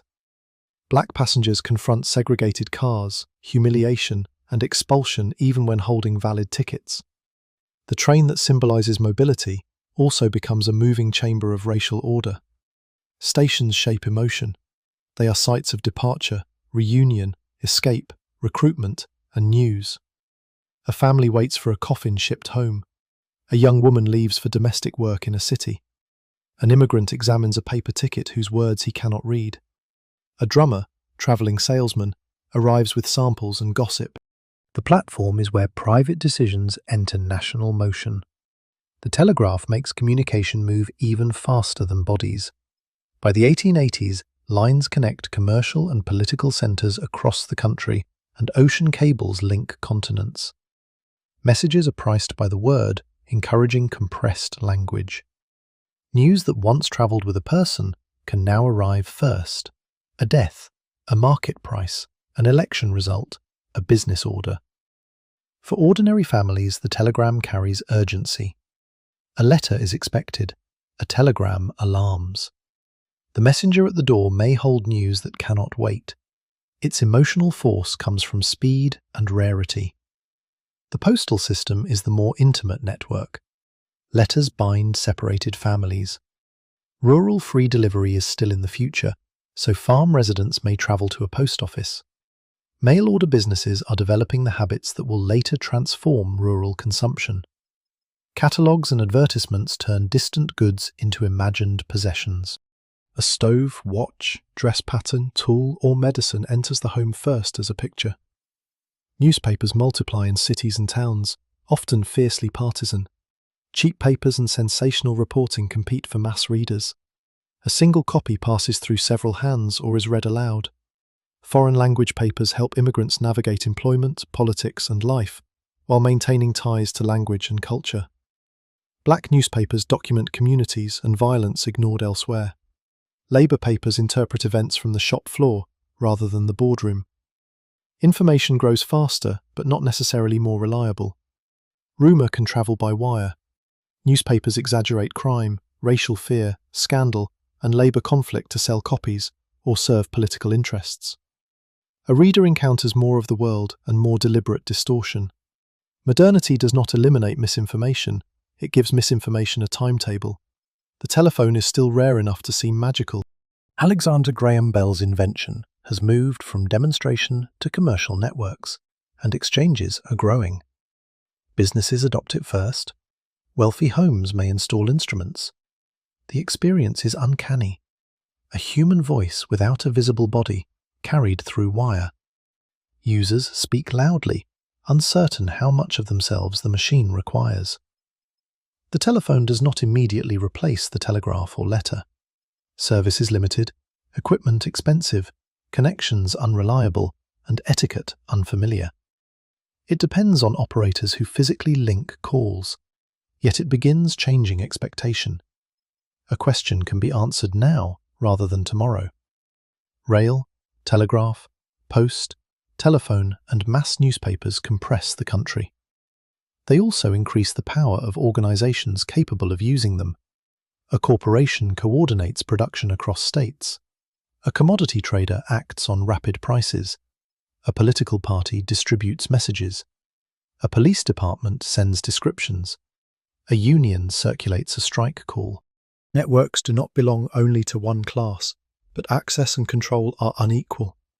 For the ordinary person, connection produces a new kind of pressure. The train leaves at an exact minute. The factory shift begins by the clock. The telegram demands action. The market price changes before the crop can move. Distance shrinks and schedules tighten. At home, however, older time continues. Bread rises when it rises. A baby wakes without consulting the clock. A storm delays everything. Grief ignores the timetable. The 1880s person stands between these systems, the time of the body and the time of the network. Soon electric light will challenge night itself. But first, someone must pay to bring the wire inside. On a winter evening in 1882, a small section of Lower Manhattan glows differently. The light is steady, pale, and enclosed in glass. It does not tremble like a flame. It does not openly consume oil or gas in the room. Thomas Edison's Pearl Street station has begun supplying direct current electricity to nearby customers, demonstrating not only a bulb, but a system, generators, wires, meters, switches, and paying users. To those seeing electric light for the first time, the effect can seem almost supernatural. Yet most Americans remain in darkness as their grandparents knew it. The story of invention is often told at the moment a device works. Ordinary life changes later when the system becomes affordable, reliable, and widespread. A bulb without a power network is only an object. Rural electrification on a broad scale lies many decades ahead. Gaslight continues in city streets, businesses, theatres, and comfortable homes. Kerosene remains central elsewhere. Every flame consumes oxygen, releases heat and fumes, and carries fire risk. Cleaning lamp chimneys, trimming wicks, filling reservoirs, and purchasing fuel belong to the household's routine. Light is rationed because fuel costs money. Families arrange themselves around one lamp. Darkness still decides when many tasks become difficult. Electricity enters public imagination faster than private homes. Arc lamps illuminate streets, factories, stations, and public spaces with an intense glare. They extend commercial hours and make nighttime labour easier to demand. A technology presented as liberation from darkness can therefore lengthen the working day. Progress rarely arrives with only one meaning. The competition over electrical systems, the famous struggle involving Edison's direct current and the alternating current approach associated with George Westinghouse and others, will intensify later in the decade. For ordinary observers, technical questions become spectacle. Demonstrations, accidents, rumours, and newspaper campaigns make electricity seem both miraculous and lethal. The modern city fills with new devices. Elevators allow taller buildings to become practical. Electric streetcars begin appearing near the decade's end, promising cleaner and faster urban transport than horse cars. The phonograph can preserve a voice or music, an idea so strange that listeners may search for a hidden performer. The typewriter reorganizes offices. The cash register disciplines the shop counter. Sewing machines, already established, speed household and factory work, while also making employers expect more output. Technology does not simply remove labour, it often moves labour, hides it, or raises the standard of what must be produced. A sewing machine lets a woman stitch faster. The piece rate can fall accordingly. A mechanical reaper allows more acreage. Debt encourages the farmer to plant more. Electric light reduces the work of tending lamps in a factory. Management can run another shift. Inventors become cultural heroes because they appear to embody individual genius. Edison cultivates the image of the tireless wizard at Menlo Park. But invention is collective. Machinists, draftsmen, chemists, financiers, patent lawyers, installers, operators, and factory workers transform an idea into a system. Lewis Latimer, the son of parents who escaped slavery, works as a skilled draftsman and contributes to electric light development, including improved carbon filament manufacturing. His life complicates a national culture eager to celebrate invention while restricting black opportunity. Patents are promises of ownership over the future, and patent conflicts can be fierce. Corporations gather inventions, capital, and distribution. The heroic workshop gives way to organized research and industrial systems. Ordinary consumers are increasingly surrounded by objects whose makers they cannot identify. Some changes arrive through humble tools rather than spectacular machines. Improved pumps, stoves, farm implements, bicycles, printing presses, canned food equipment, and household goods alter minutes and muscles. A device that saves an hour does not make a monument. but it changes a life repeatedly. The bicycle begins gaining popularity, though the safer designs and major boom come later. Its promise is personal movement without horse or train. For women in the next decade, cycling will challenge clothing and mobility rules.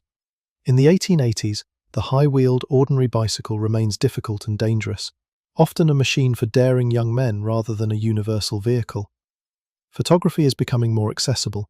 Studio portraits preserve families in formal stillness.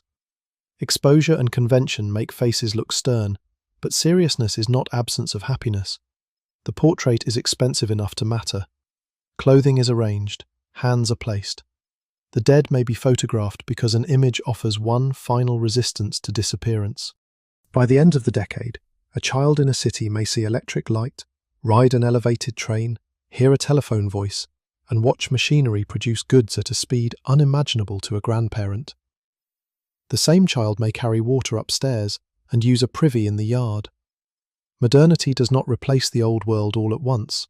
It shines unevenly through it. Getting dressed in the 1880s is not a casual act.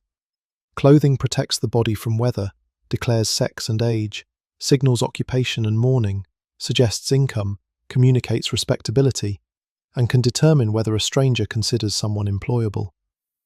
A poor person may own little, but those few garments carry immense social responsibility. Men commonly wear layered clothing: undershirt, drawers, trousers, shirt, vest, coat, socks, boots, hat. Working men simplify according to heat and danger, though photographs often capture their more formal appearance rather than the loosened reality of labour. A hat is close to universal in public. Removing it can signal respect. Losing it to machinery or wind is inconvenience and expense.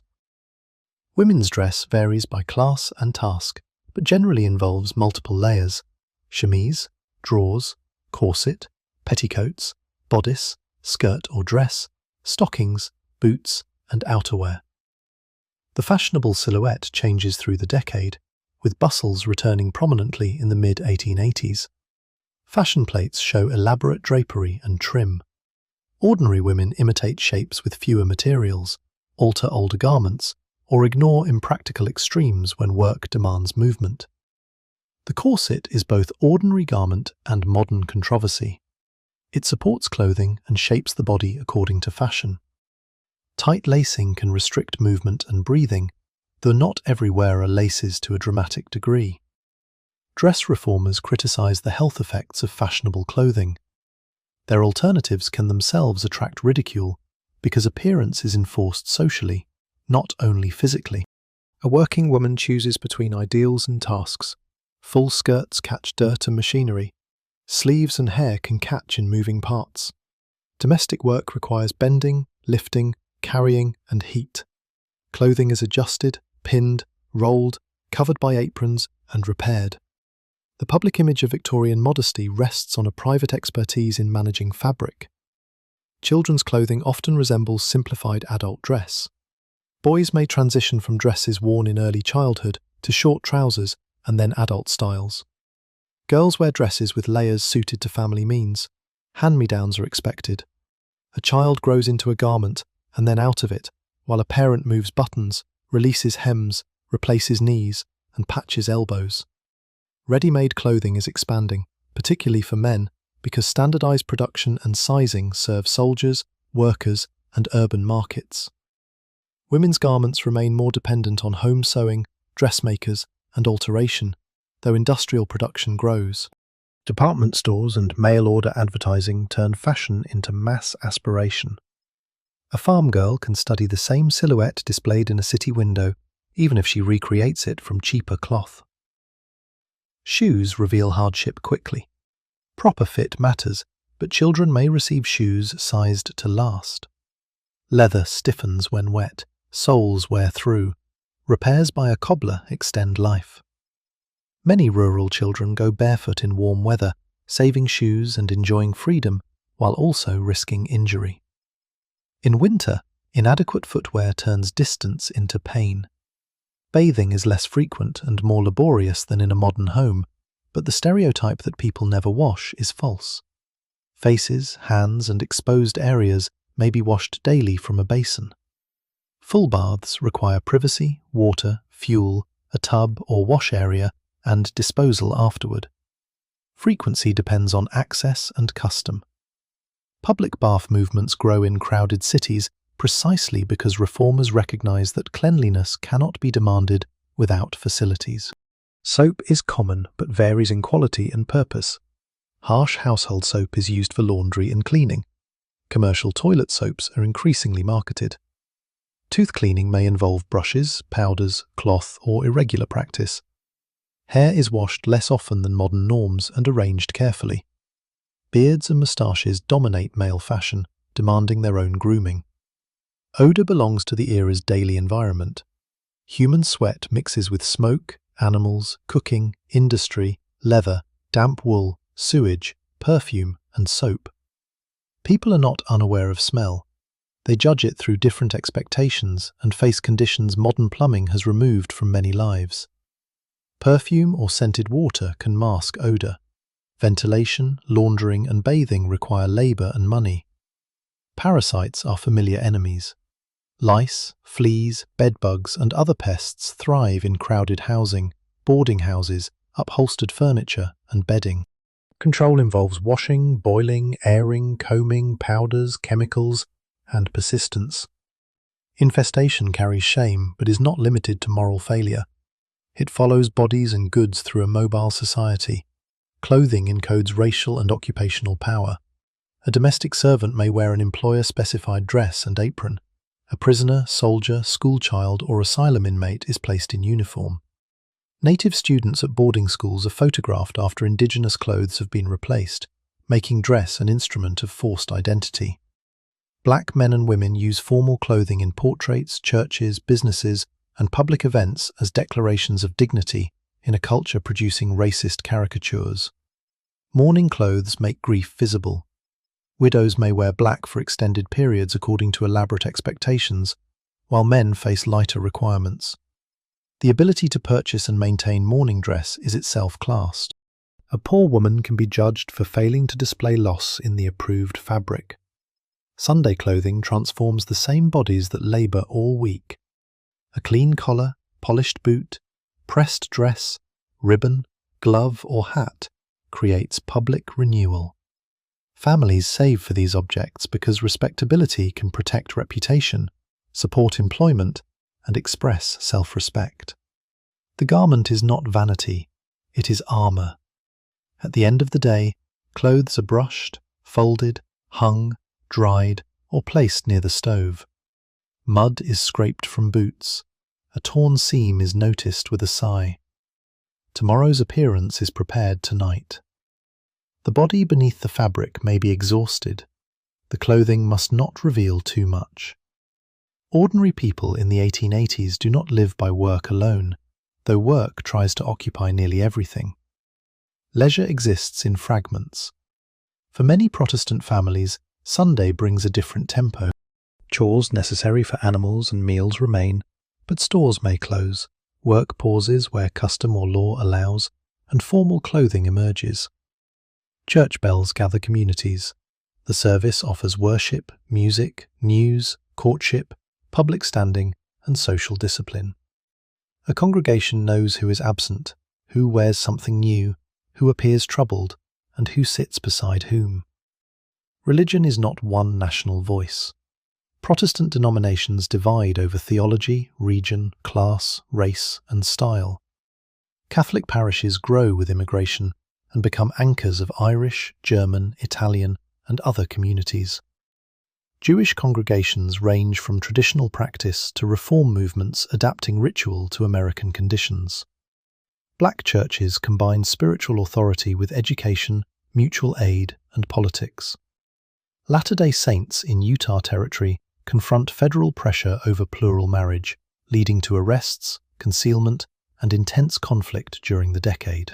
Native spiritual traditions continue despite missionary campaigns and federal bans. Faith offers comfort in a dangerous world, but religious institutions also police behavior. Sermons condemn alcohol, gambling, sexual behavior, Sabbath breaking, radical politics, or fashionable excess. Churches distribute charity while distinguishing between the deserving and undeserving poor. Reform can become intrusion when middle-class visitors enter poor homes to teach cleanliness or morality without changing wages and rent. The temperance movement is especially powerful. Alcohol is woven into male sociability, immigrant culture, political organisation, and working-class life. Saloons provide heat, toilets, newspapers, job contacts, mail service, meeting rooms, and sometimes food with a drink. They are also associated with addiction, violence, spent wages, and domestic suffering. Women who lack legal and economic power over husbands drinking often see temperance as protection for the household. The saloon on Saturday night is loud with wages and release. Men drink beer or whiskey, play cards, debate politics, sing, organise unions and trade information. Ethnic saloons reproduce familiar languages and customs. Political machines use them as neighbourhood headquarters. To reformers, the saloon is a threat. To a boarder living in one rented room, it may be the nearest public parlour. Women's leisure is more closely supervised, but it exists in visits, sewing circles, church groups, reading, music, picnics, shopping streets, lectures and social calls. Young wage-earning women create new commercial leisure by spending small amounts on treats, clothing, excursions or entertainment. Their presence in public unsettles older assumptions that respectable women should appear only under family protection.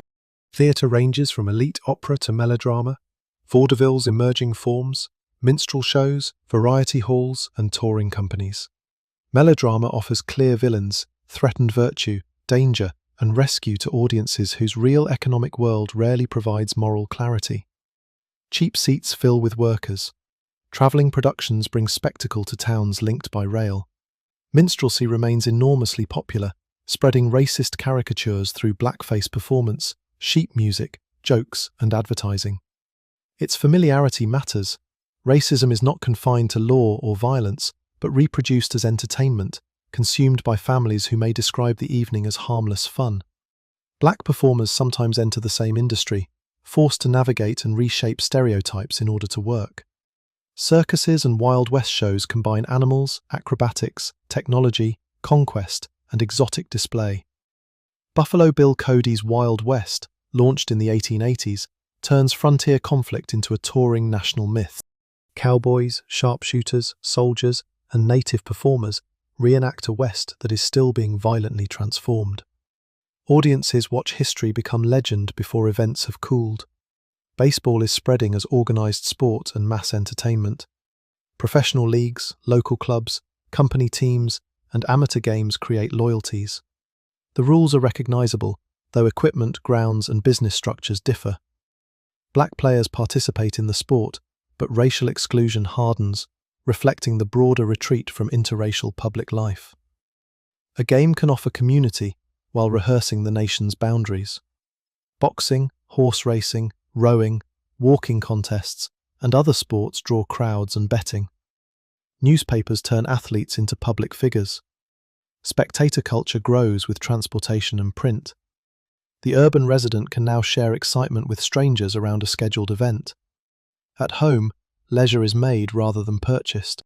Families read aloud, sing, play cards or parlour games, sew decorative objects, tell stories, write letters, and play instruments. The parlour organ or piano is both entertainment and status.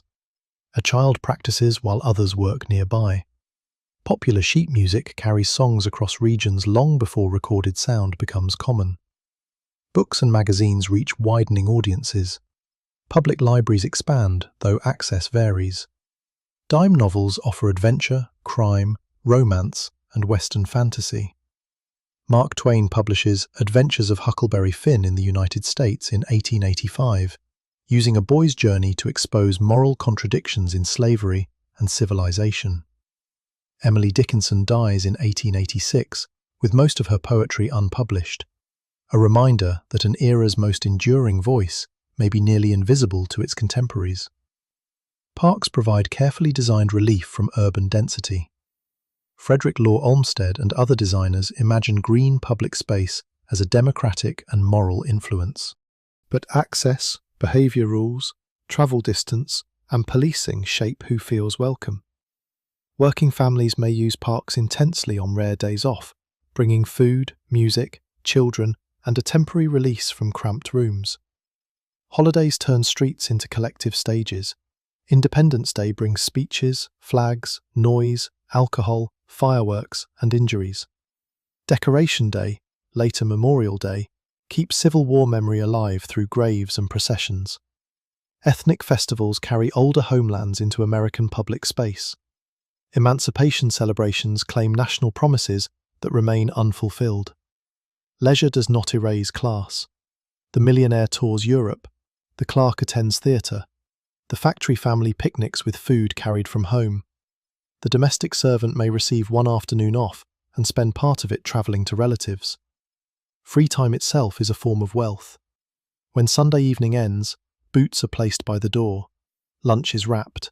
The clock is wound. The hours between have restored something. Not the body entirely, not the bank account, but the sense that a person belongs to more than an employer. Then Monday enters the room. The 1880s are called part of the Gilded Age, and the name is precise. Gilding is a thin layer of gold over another material. The nation displays immense wealth. Railroad fortunes, steel, oil, finance, mining, real estate and manufacturing produce a class of people whose consumption becomes public theatre. Mansions rise in cities and resort towns. Private rail cars move with palace interiors. Balls, banquets, art collections, imported furniture, and European travel announce that American money no longer feels culturally provincial. Only blocks away, a woman boils laundry for pay. The contrast is not accidental. Great fortunes emerge from systems of labour, land, natural resources, transportation, tariffs, finance, government grants, monopoly power, and political influence. The mansion and the tenement are economically connected even when their residents never meet. For the wealthy household, ordinary life contains its own routines. Servants dressing fires, preparing baths, polishing silver, tending horses, receiving deliveries, arranging flowers, and serving meals. Wealth appears effortless only because effort has been moved out of sight. A dinner party may require a chain of cooks, maids, butlers, laundresses, coachmen, suppliers, and labourers. Middle-class life is defined partly through distance from both extremes. The respectable family seeks a home with separate rooms, purchased furniture, books, carpets, and perhaps a servant. The husband's salaried or professional work should support the household. The wife should create moral order. Children should study rather than earn. This ideal becomes culturally powerful, even though a large share of Americans cannot live it. Consumption helps perform status. Department stores gather goods under one roof and transform shopping into experience. Fixed prices slowly replace bargaining in some settings. Advertising links objects to identity, soap to refinement, furniture to domestic virtue, clothing to success, medicine to vitality. The consumer is told that purchasing can solve social anxiety. Credit makes aspiration possible and dangerous. Installment plans and store accounts allow goods to enter a household before they are fully paid for. Debt is not new, but the expanding consumer market gives it new objects. A piano in the parlour can represent culture and a monthly obligation. Politics responds to inequality indirectly. The major parties command intense loyalty, high turnout among eligible male voters, torchlight parades, songs, banners, newspapers and patronage.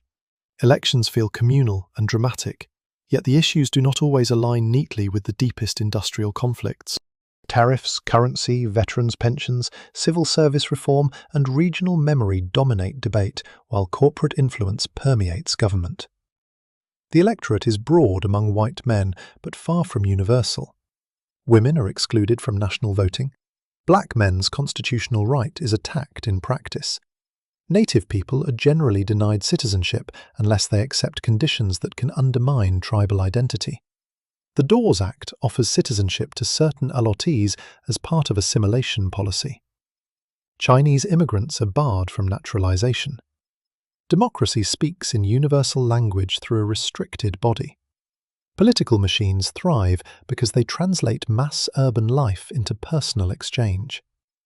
A ward boss knows which family needs coal, which immigrant needs naturalization help, which saloon can deliver votes, and which contractor wants a city job. The system steals and serves. Reformers condemn corruption, often correctly, but may dislike the immigrants whose needs the machine understands. National events enter ordinary conversation. President Garfield's shooting in 1881 and death after prolonged medical suffering produce public grief. Chester A. Arthur, associated with machine politics, surprises some observers by supporting civil service reform. Grover Cleveland wins in 1884 as a symbol of personal honesty, despite a campaign consumed by scandal. Political character is marketed with slogans as aggressively as soap. In 1886, the Statue of Liberty is dedicated in New York Harbor. Its torch offers a grand national image of freedom. Yet women are largely excluded from the official ceremony and protest from a nearby boat. Chinese laborers are excluded by law. Black citizens face collapsing federal protection. Native children are being trained to abandon their identities. The statue is not false because the promise is incomplete. It is powerful because the promise can be used to judge the country that made it. The Interstate Commerce Act of 1887 creates the first federal regulatory commission aimed at railroad practices. Farmers and small businesses have long protested discriminatory rates and corporate power. The Act's early enforcement is limited, but the principle matters. An industrial economy may require national rules, not merely private contracts. That idea will grow. In the 1880s, however, most economic insecurity remains personal. If wages fall, the family cuts food. If a railroad rate rises, the farmer borrows. If a bank fails, savings vanish. The public celebrates self-reliance because the consequences of failure are so thoroughly privatized.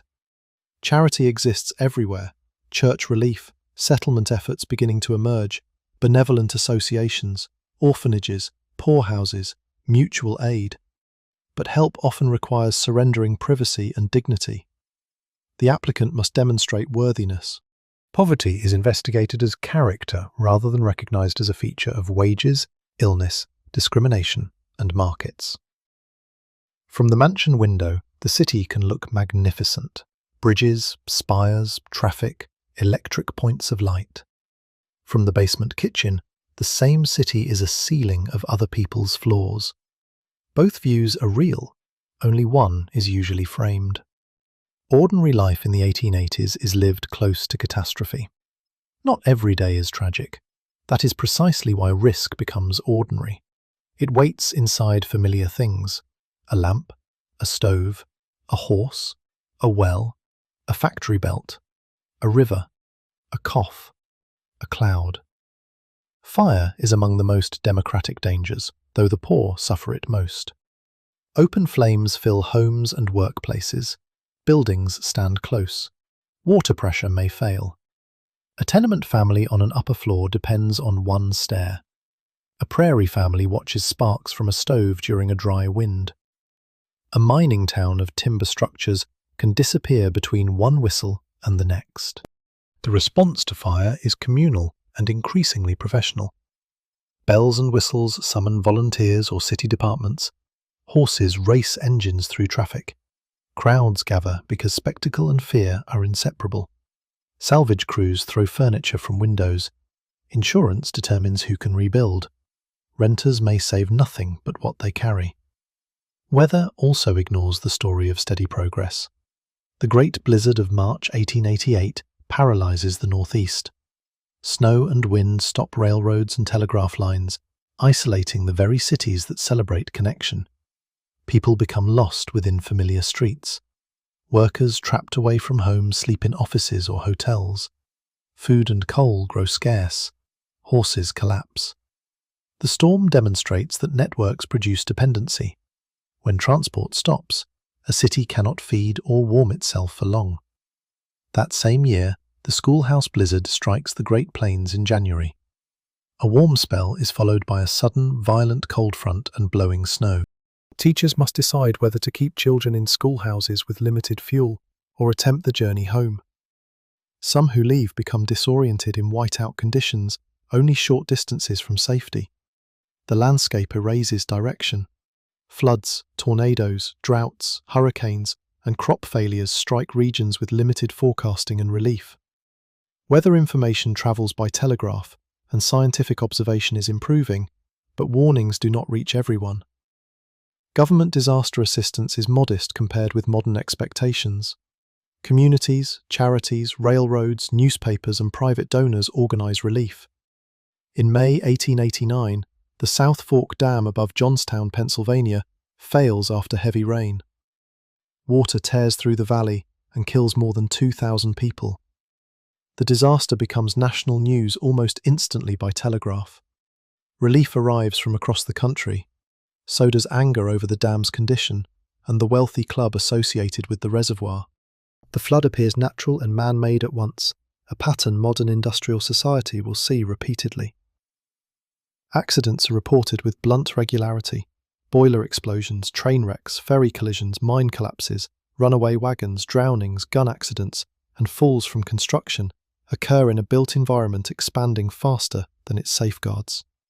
Newspapers turn some into sensation. Families experience them as an empty chair.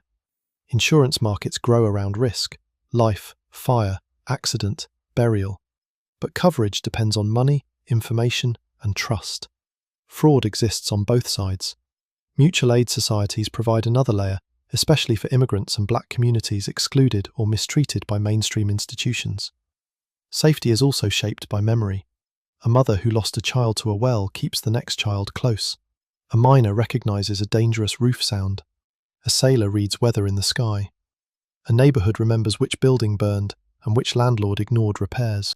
Knowledge travels informally because regulation often arrives after the funeral.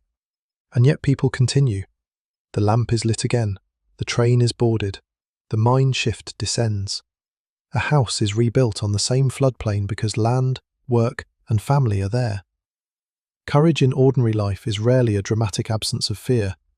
It is dependence on dangerous systems because no safer option exists. Night returns to America. In the farmhouse, the lamp is turned down.